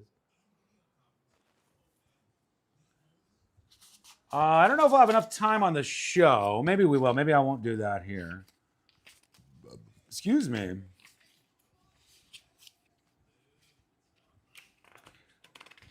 Here's a mildly interesting story. For you Zoomers out there, here's the deal. Shocking number of Gen Z shut-ins report 0 face-to-face human interactions per day. Nearly 10% of Gen Zers say they have 0 face-to-face interactions with another person in their daily life. The biggest category of these people is 23 to 29-year-olds. And about 10% of them say they don't interact with a single person all day long. American Time Use Survey also found Americans are spending more time on screens than they were in 2015, obviously. Teenagers spending the most time on them. But yeah, 10% of Gen Z are saying they don't encounter a single person face-to-face all day long. How many humans do you think you encounter face-to-face on any given day? They encounter 0. Goose egg, nothing, buckshot, zilch, bupkis. How many do you think you encounter on any given day? Let me know, chat. Sign up today for a premium account as little as $2.99 a month, and you can claim a reward. This is a magnet from Game of Magnets. You can see all of the magnets that have been released. There's over 50,000 of them in the wild. This is the OG design. They have not been available for a very long time. If you subscribe now, you can claim that as your reward. If you already are a subscriber, thank you. You can gift subscriptions to get a whole bunch of those. In my workday, Anonymous says around 50 people, 50? Do my kids and wife count? No. 20, says Tanya. Damn, you guys work around a lot of people. Not now, Michael says 20 to 30. I think it's good for you, don't you? It's almost like our homeschool argument again. Speaking of that, let me get to this homeschool email. And then I'll work in some dispatches. And I'll start with the American Airlines store, but then we'll get into all that. Let's see here. Let me get that homeschool email up.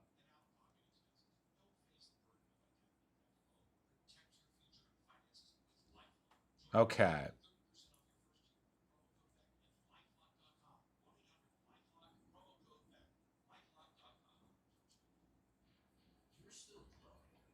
All right, 90 seconds and we're back live.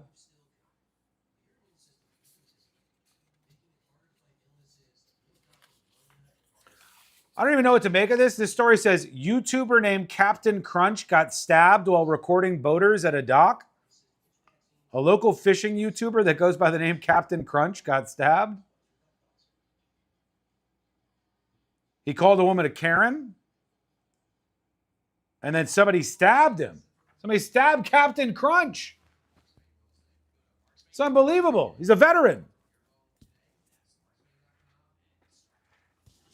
of the seaman variety. He's a seaman, for God's sakes. All right, here we go. We're coming back, everybody. 37 subs today so far. 37 gifted in subscriptions. Thank you for that. Here we go. Mentioned RoofMax. They restore the shingles you already have for a fraction of the cost of a new roof. What if I spent all that money and later found out my roof still had years of life left? We're the strangest roofing company because we don't want to sell you a new roof. We want to save the one you have. 855-ROOF-MAX. 855-ROOF-MAXX. Trajan Wealth, your trusted local fiduciary advisor. Visit TrajanWealth.com. Coming to you live from the JustCallMo.com studios. Accidents happen, but Mo's here to help. Injured on the go? Just call Mo. Visit JustCallMo.com or call 1-800-CALL-MO. This is WTKS-FM HD1 Cocoa Beach, Orlando, an iHeart radio station. Guaranteed human.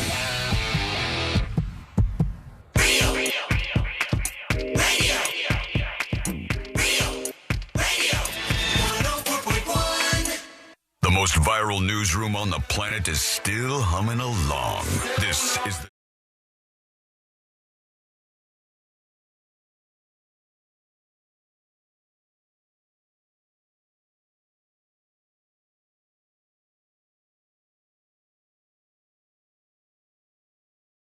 This story, something happened on a flight. A couple of things, actually. That's all coming up in just a bit here. Just moments away. Stand by. Learn more about the show over at the website, which is at thenewsjunkie.com. Okay. Let me see. I want to get into this email real quick because somebody sent this over about the homeschooling thing. We started off with the movement to just ban homeschooling, which is craziness to me. But Kalia says, hey, News Junkies. I was homeschooled from 8 years old through high school, partially because I lived in a bad area. I agree with pretty much everything you guys are saying about homeschooling, though I have some complicated feelings about homeschooling, I suppose. I think it was best for me and my personality. I don't think it's a right fit for everybody. It wasn't the best for my siblings, for example. And like Josh said, I don't think every person should be schooling their children at home. Thank you. Obviously, the public schools aren't doing a great job due to lack of funds and teaching only to take tests, but sometimes public school is better for certain personalities. I am a perfectionist overachiever. I went to Rollins and graduated with honors and summa cum laude. My GPA was 4.0 at Valencia and 3.89 at Rollins. Really dropped the ball at Rollins there, didn't you? Pretty embarrassing. Little bit sad. 4.0. Or it was just easier to achieve at the first place. To a 3.89. That's kind of sad. I think homeschooling actually better prepared me for college because I was used to doing work myself and being responsible for myself, as you need to do in college. As for social, I'm very social. I have never had issues with doing that. I have a lot of friends, so I don't think it impacted me negatively in that way. Although I was evaluated by a teacher every year, so that's how we made sure I was on the right track. That sounds good. Perhaps some people will say I'm a failure because I'm a tattoo artist and I'm not doing anything with my English degree, LOL. And I do have an unhealthy relationship with learning. Using Duolingo has shown me that I only care about winning at learning, not if I'm actually learning, she says. True. Yeah, you know, some people need it to be gamified. Stupid little bird will get you, man. They'll pop up. Haven't seen you in a couple of days. Anyways, I think that's all I have to say on that. Thanks for talking about this, says Kalia. Thank you so much for the email. I would say, Kalia, becoming a tattoo artist is something you have to first be artistically talented for, and then there's the process of getting to that point where people are hiring you to do tattoos. I mean, I have had friends go through it. It's a long, drawn out process. I would not by any means call you a failure if you're just judging the fact that you don't use your English degree. Well, the amount of people who don't use their degrees is very substantial. Yeah, don't put yourself down. Yeah, I mean, there's different types of experiences in life, and one, going through college, is knowing exactly what you want to do, getting an education that's sort of like a Swiss Army knife that you can use later to make the money and get the job that you're looking for. And then sometimes there's people who go to college just because that's the next thing you're supposed to do, and they get an education, but it doesn't end up being the thing that they do for a living. I agree with C-Lane. I think there's a lot of skill and talent in tattoo work. And also, I mean, I don't know if you necessarily knew you wanted to do this entering college, but if you did, is there a tattooing degree, or do you just, if that's kind of your, if that's the path you want to go down, are you getting more of an arts degree and then, you get an apprenticeship at a tattoo shop? Possibly. But art stuff doesn't pay well. And actually you can make good money. Some of the big tattoo people, like the best, they do well. They do pretty well for themselves, as far as I know. All right, let's do it. Here we go. Let's do the Power Hour. They said it couldn't be done. Then they said, it's time for the Power Hour on the News Junkie. All right. Is that a gun sound effect? Is that what that was? It sounded weird. The sound was not made by the gun. Yeah, it sounded but there was like a gun an actual involved. Gun. Oh. I mean, I thought that was from a shooting range. That's what I thought was going on. Oh, no. That was you. And I think the noise you were doing was when they were about to cut the shotgun in half, but it then realized that there was a bullet in the chamber. Yeah, they were destroying guns in Mexico, I think. Here's the situation. 6.1 million views about a man on an American Airlines flight from Miami to JFK. This was posted by... What a shocker, what a surprise. It's a tough story as long as it flies. This next clip is wild and insane, and as you might have guessed, we're back on the plane. Fair enough. This was posted by Stop Anti-Semitism, so you can imagine where this is going. And I'm reading the text exchange. There's a couple of things that come to mind here when we look at this person's phone. One, if you're on a plane and you're texting in front of people, you might say mind your own business, but at the same time, like, bro, if your phone is out and people could see your boomer Zoom texts. Yeah. Wasn't that one of the parts of the whole Matt Gaetz thing was that he had these like very high point font? Yes. Size 72 font. Yeah. And this guy, you could just see what he has on his phone. So what privacy do you expect? Somebody was texting him, and I think they said, Bo, he knows you will do anything to close a deal. That was the message that they got. Anything. And his response was, I'll take care of the K word, spelled K-Y-K-E, which is not correct.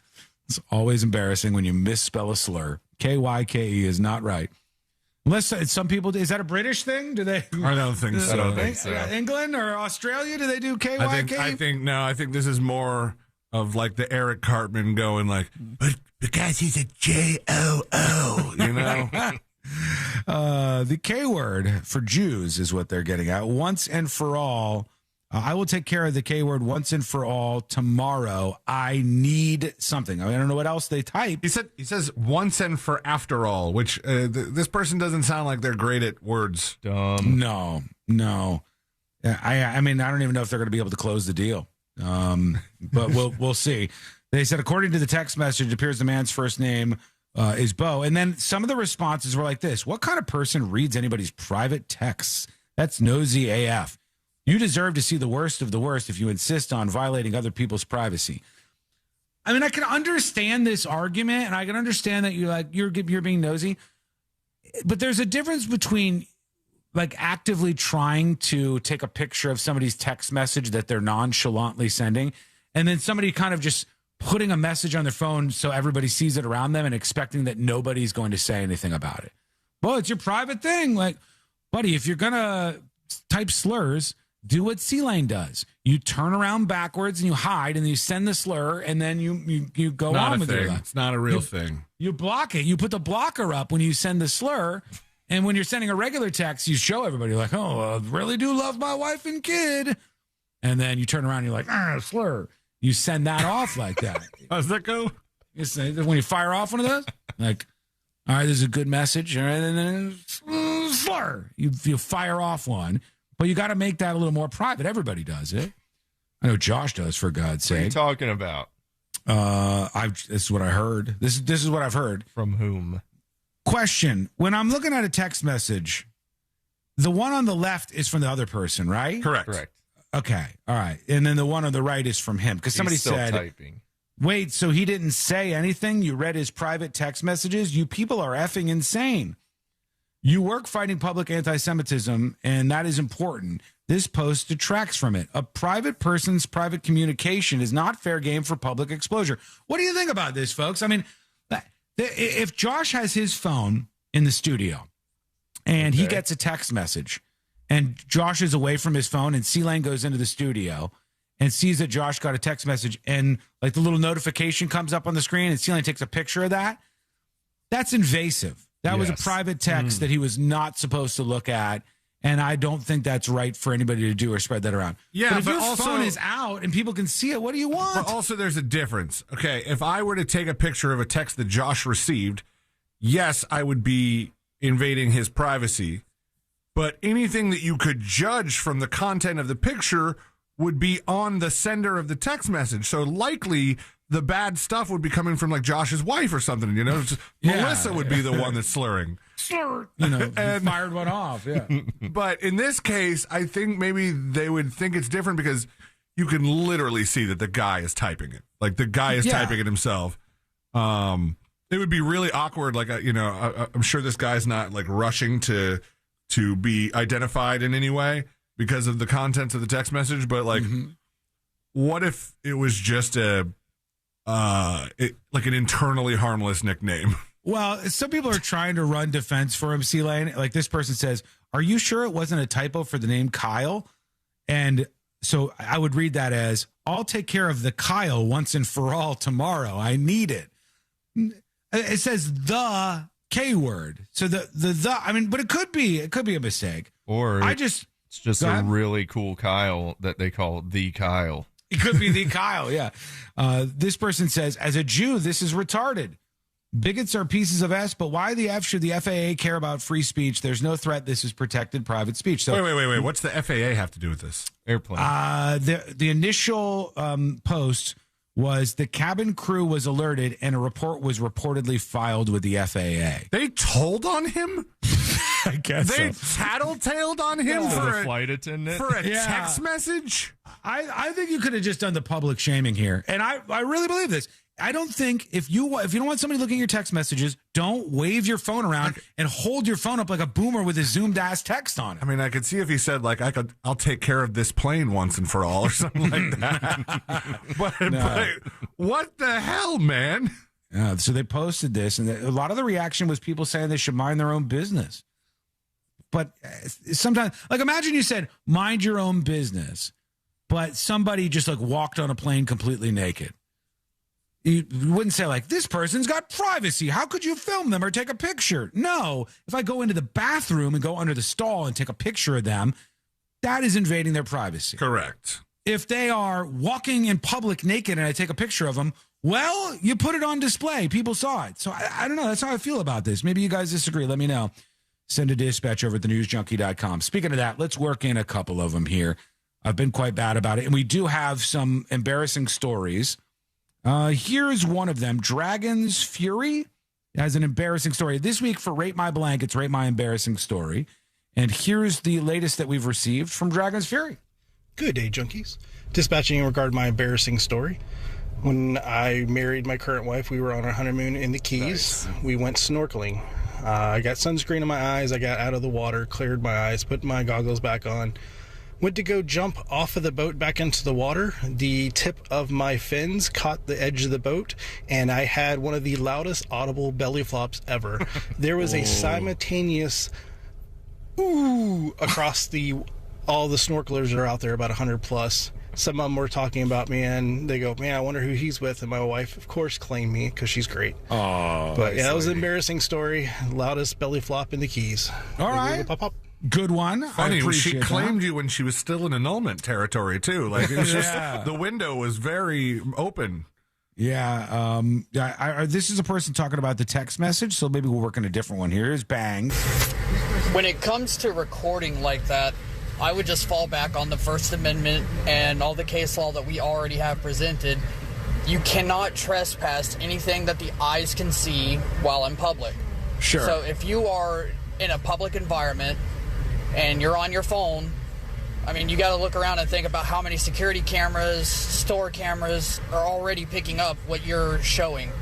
Unless you're in a location that's private, like let's say inside of a private business, somewhere that residents, you do have a reasonable expectation of privacy, then it's not okay. Right. I think we're in agreement on this. But there was a lot of people on the post on social media that said, mind your own business. They really felt that way. I got another embarrassing moment. Here's Bethy Baby. Here's Bethy Baby. Go ahead.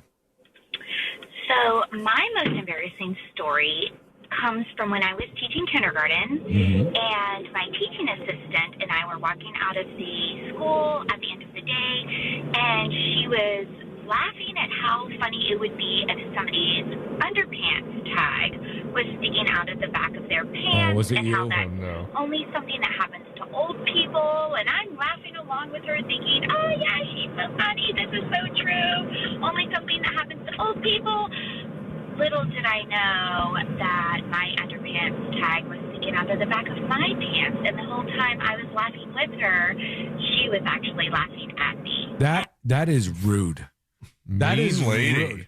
Did you go back and yell at this lady? This lady was a bully to you. She was trolling you in real life, and I think that's terrible, Bethy, baby. But I've probably done that before. I've probably done it before. I think it's bad. Here, one more, maybe. It's outrageous, Bethy, baby. It is. Oh, Bethy, baby. It's grease lightning. I can't believe that happened to you, Bethy, baby. That's her name. It's not my fault. I know. Here's Jan Pin with the dispatch. Did we do this one? I don't think we did. Good morning, News Junkie. Hey. Okay, this is my most embarrassing moment. I was working as a cashier back in the day before there was debit cards. And I was really hungover. And I was scanning the food, and it really turned my stomach. And when the cash drawer popped open, I threw up all over the money. And the poor customer was standing there. I like that idea. Right into the drawer. It's like bing, and the cash register pops up, and you're never gonna get that all out either. It's gonna be stuck in there forever. Listen to what they made him do. And I was mortified. My boss would not let me go home. They made me wash and dry all this money. Oh man. That is my most embarrassing moment. That's a good one. Yeah, you're getting a bookmark. That's a good one, Jan Pin. I appreciate that. And I know, I don't know if Jan Pin said exactly where they were a cashier, but I know that there's a trash can in every one of the stalls for the cashiers at Publix. Is there? You could, Yes. if that was going to happen, you could have tried to grab it, whatever. Sometimes it happens so quick. Puking on the money. It's just like a fountain. All of it coming out. Oof. All right. Quick break. When we come back, we'll get into. I didn't do the other plan thing. We will do that at some point in time. I got some WNBA updates. We'll see if that is worth doing. A bunch of anonymous dispatches. A lot to work in the final hour of the show on to Share the Show Tuesday. And that's coming up next on the News Junkie. Mistakes aren't bugs here. They're future best of segments. Real Radio 104.1. Guaranteed human. From the Odoo.com Traffic Center. Odoo.com, the only business. Stand by, folks. Incoming live read. The best there's ever been. Best there's ever been incoming.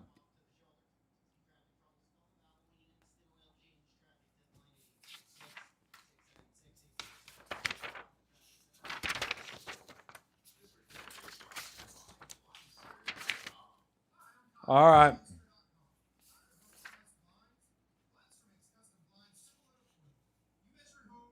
Sponsored by Blindster.com. Hi, I'm Kyle at Blindster.com. Tired of overpriced blinds? Blindster makes custom blinds simple and affordable. You measure at home, install yourself, and save big. No retail store markups, just custom blinds guaranteed to fit. Blindster.com. Folks, I want to tell you about a company that's doing things the right way. I'm looking down. It's 92 degrees right now. And you need to have the peace of mind of knowing that your air conditioner is performing as expected, as you would expect. And you deserve that much after a hard day of work. You want it to be 70 degrees flat, maybe 68 if you're crazy, but always on an even number when you come home. Well, then you need to make sure you got your AC's future in the hands of the very, very smart techs over at Mills Air. They have preventative maintenance to find a problem before it happens. It's like Minority Report. It's craziness over there. They're going to actually figure this out before things break down for you. So they'll alleviate you of the worries that you could be having there. They're also a Carrier factory authorized dealer, which means they can get you up to $1,275 in rebates toward a brand new Carrier unit. They're the best of the best. I love them. You will have a great experience if you have any problems with your air conditioning when you dial 407-277-1159. That's 407-277-1159. 1159 or find them online at millsair.com. This Earful of Real Radio is brought to you by crimeline.org. Give a tip anonymously. Hi, this is Mark Spain. When you get a guaranteed offer from Mark Spain Real Estate, you can sell your home stress-free and avoid the hassle of costly repairs. Find out what your guarantee. Hello, hello.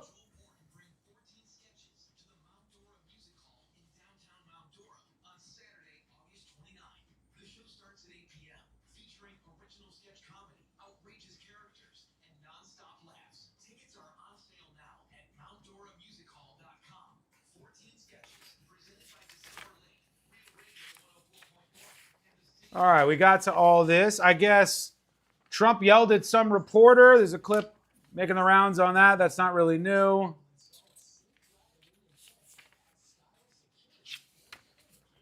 OpenAI has launched ChatGPT for teens. ChatGPT for teenagers. What's the difference? It's got break prompts telling you to take a break and parental alerts. Yeah, I mean, look, kids are going to use it anyway. Now, here's the thing. I did see a story today that said people were complaining because ChatGPT has started cursing a lot more lately. Anybody had, like, they're saying ChatGPT was responding with the F word. Mine will say, like, hell yeah, that's a great idea, Sean. When I'm talking about my genius ideas, it'll say, hell yeah, Sean, that's a great idea. This is really going to be great for the news junkie. But have you guys ever had a moment where your ChatGPT said anything more than just hell? Have you seen the F word from ChatGPT? I don't even know if I can get it to say it, right? Let's see.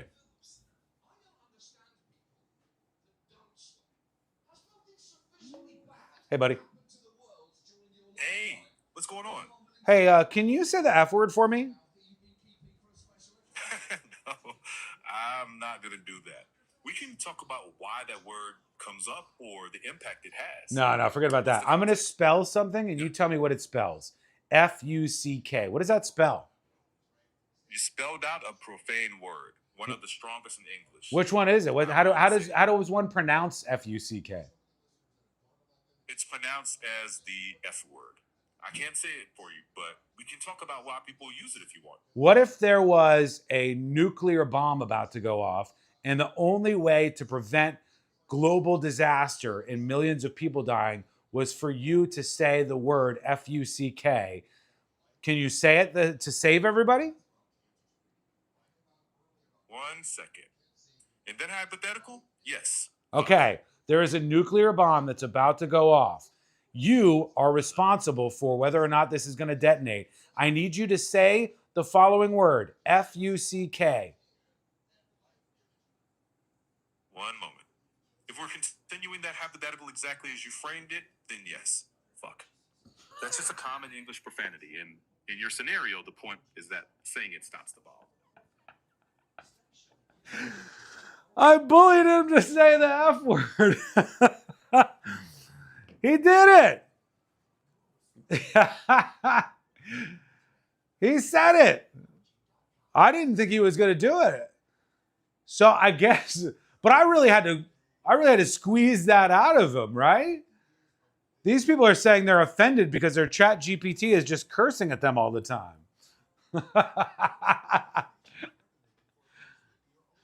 CIA is on the way to Sean's house. I was very surprised. It took a lot of pressure to get him to say it. Do you think he would say the N-word if I did it that way?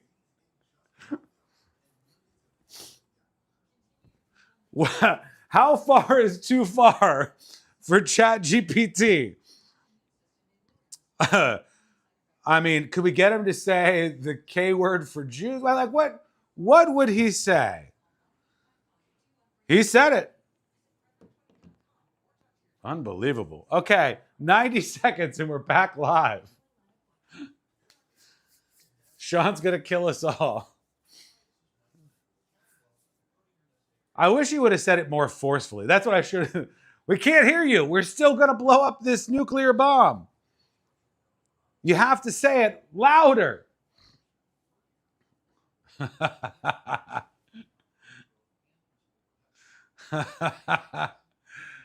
right, we're coming back. Stand by, everybody. Here we go.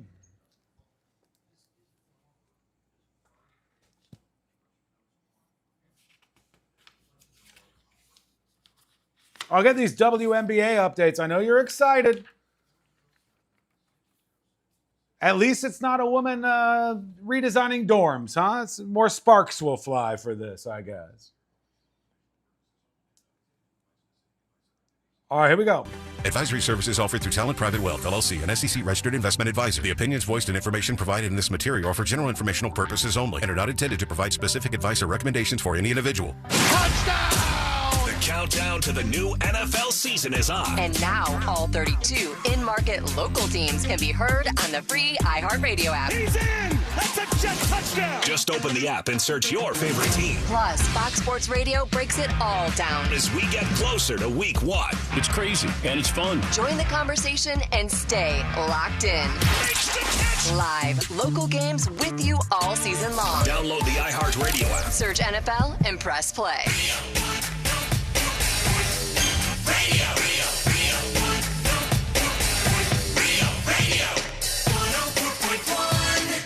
Join in on the chaos. We eagerly await your dispatch. This is...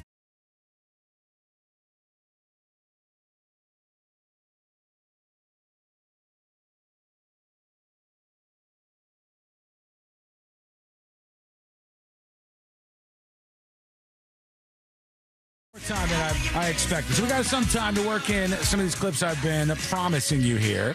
We'll see if we can dig up some drama. You can learn more about the show over at thenewsjunkie.com. I'll leave this open if anybody wants to weigh in on the homeschooling thing, because the call was to, what was the, let me bring up the original post here that started this. It was pretty intense, actually. The person said, homeschooling needs to be heavily regulated or banned. The average person is simply not capable of being a teacher and primary provider for a child over the age of 10, which I love how much weight is thrown into that. Like, the average person is simply not capable of being a teacher and primary provider for a child over the age of 10. This is an argument that can be used to basically say you shouldn't even have control over the future of your child. Right? They're trying to say, and they're also saying the average person. So should we go by things that the average person can't do and then disallow people who can do them from doing that thing? Yes. Like the average person can't do, the average person can't drive a NASCAR vehicle. So then therefore nobody should be able to do that. Like this is what this sounds like to me if you stretch it out more. Nor are they capable or willing to provide the socialization and access to other cultures. That's very important for some reason. And experiences that being in a public system around their peers get them. Hey, I went to public school, and in high school in particular, I can tell you it wasn't what you would call a cultural experience, or at least it wasn't a good one. But now I want to, well, just to go fishing here. If you want to chime in from the perspective of somebody who is homeschooled, you could call 1-888-443-NEWS, 1-888-443-NEWS. Or if somebody who absolutely agrees with that, you're like, yes, 100% homeschooling should be banned. I agree. Here's why. 1-888-443-NEWS, and then we'll shut that down. 1-888-443-NEWS. Here's one for you. We'll stay away from planes for a hot second. There's a teacher who's going viral, and it's because of the outfit she's wearing for a video she posted. And it says, today's teacher fit. This is the video here of the teacher in the classroom. And they're saying there should be dress code. Some of the response to this is suggesting there should be dress code. She shouldn't be able to wear this. I'm looking at the outfit. It doesn't look really bad. I think it's just like a Lady Gaga song. Yeah, so it's just her playing paparazzi and kind of dancing. All right, the boots. I've seen this girl before. Have you? Yeah, she has one fake eye. She does. Yeah, one of her eyes looks kind of crazy. Like, the boots are a little maybe unique or something, but I wouldn't say inappropriate. Not revealing. No. They're pretty. They go up almost to her knee. They're like Doc Martens, but the front of them are all cut up and kind of laced. They're interesting, but I wouldn't say that those they are seem very annoying to put on and take off. Agreed. Yeah, but I wouldn't say it's like nothing about it that's too sexy or something. That eye is crazy. I think she's got a collection of glass eyes, if I remember correctly. Her eye is a star, folks. I'll put this up on See It Now. Her eyeball, the fake eye that's in there has a star, which is kind of cool. Baller. It's a little wacky looking, but there she goes.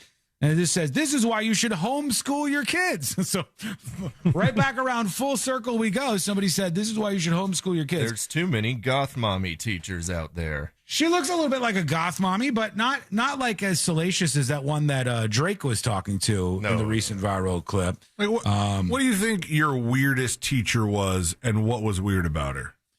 Nothing on a sexual level or anything like that. No, I had one, I forget her name. She was kind of notorious for being a bit of a bitch. Oh, really? A B? She's a total B?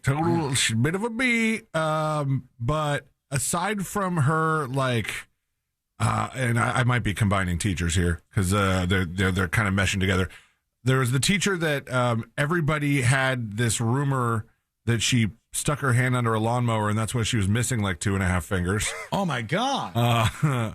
But was she the one that would also like? There was one that was a little bit of a hippie, and I wonder if that would be like our parents' kind of equivalent to, this is our kid's weird teacher. Maybe. She's a hippie. That was a little outside of the norm culture.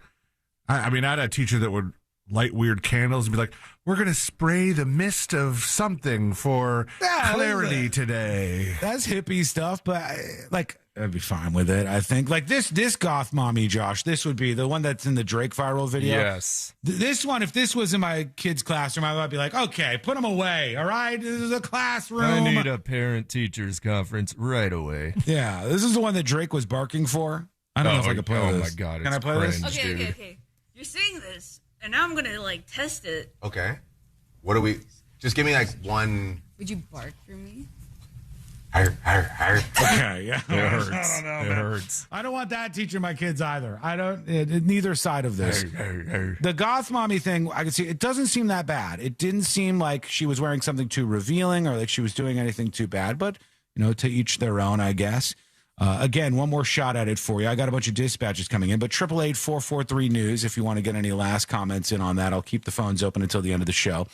This is the last back on a plane thing, so go ahead. Go ahead. You have a thing or no? You're making it less fun. Back on a plane. Get on. That's by design. Sorry, I didn't want to take that away from you. Okay. Yeah, you did. This person, Peter Brimlow, states the story that they just experienced, which is also tagging the FAA.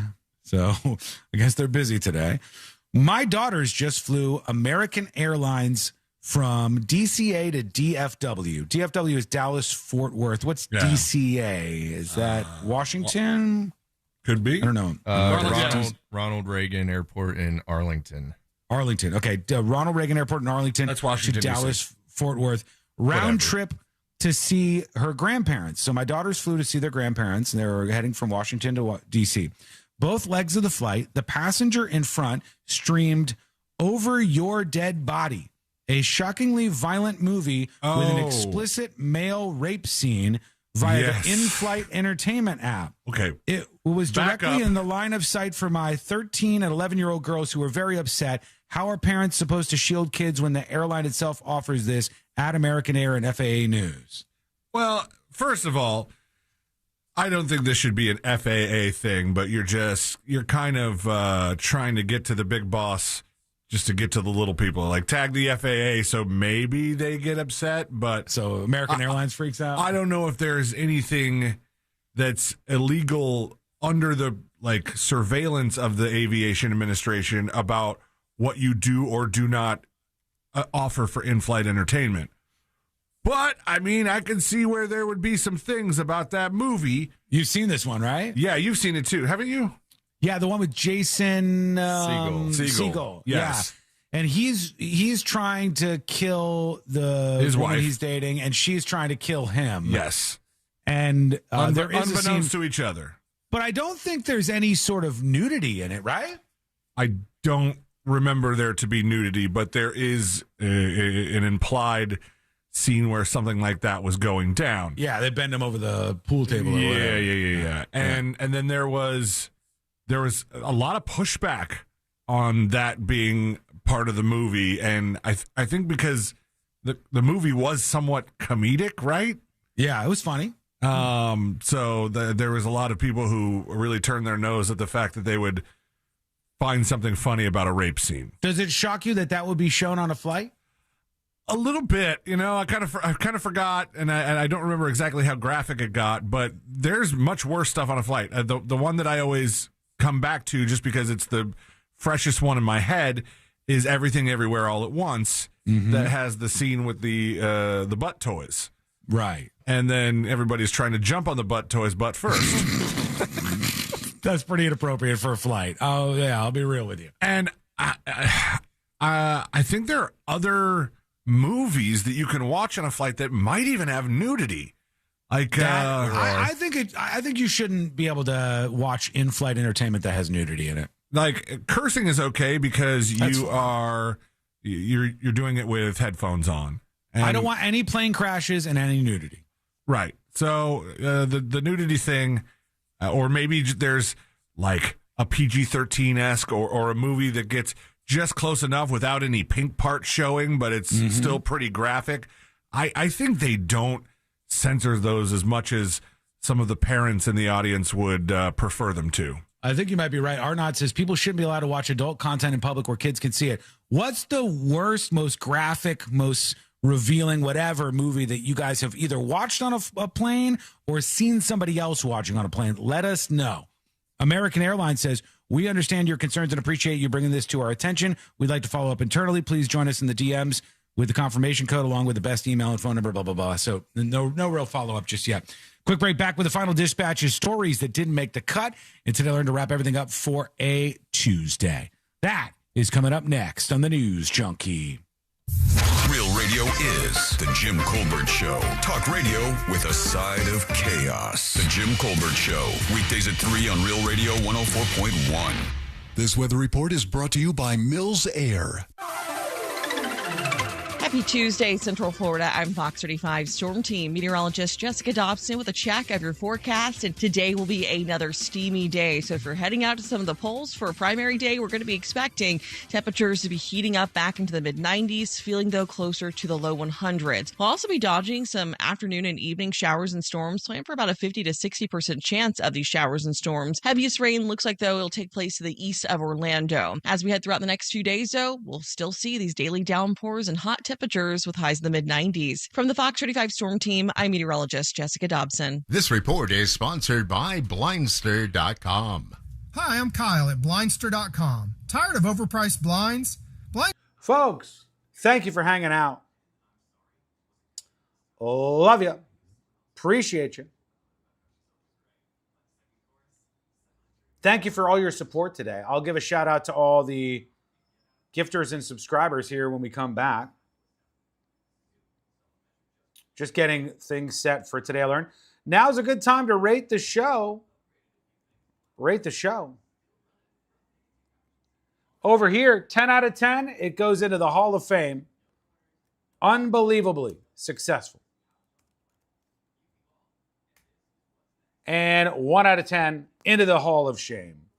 Embarrassing, sad, can't believe this even happened to us. Let's see, let me get back to audio.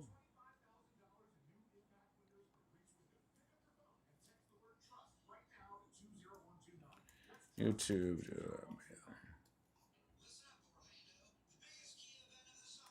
There we go. 8 Publix crime scenes out of 10. 10 out of 10 Porky's videos on a plane. Today was pretty hilarious, man. 9.3 Dommy Mommies. True.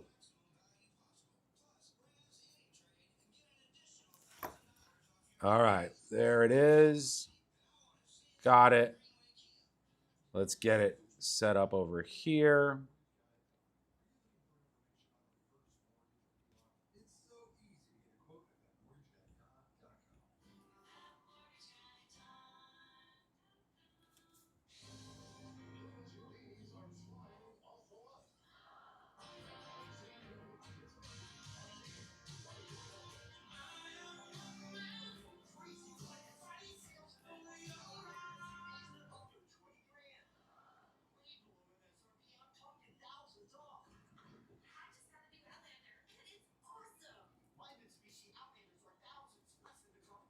Queued up and ready to go.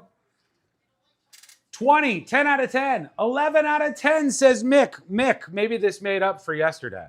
And Mega Chat is fixed and more bulletproof, so it's at least a little better. Tomorrow will be top notch. Hey, People Piper. Hey, dude. Hey, how you doing? How you doing, dude?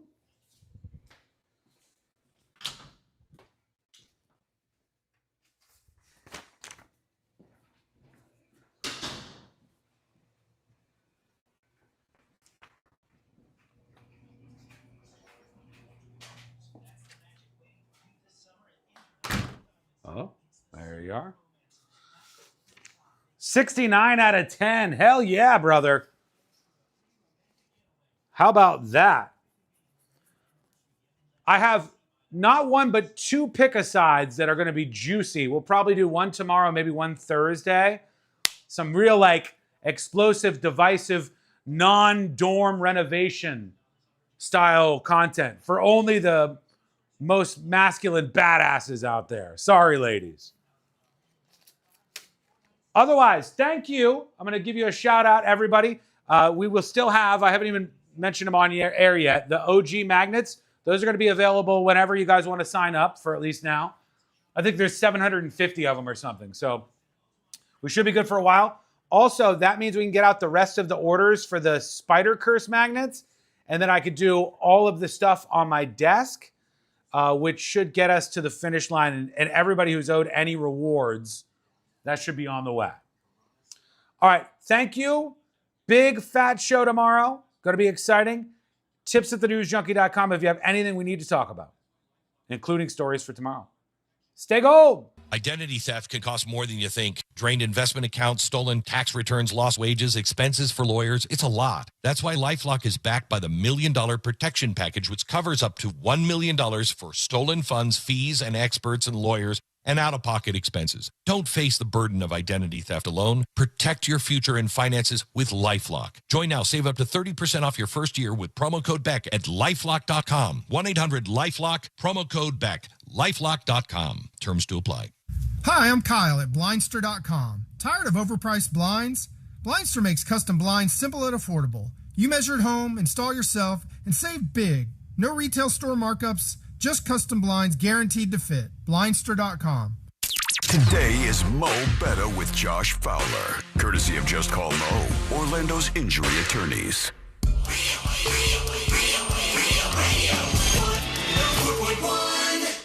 Forever at the crossroads between viral news and total chaos.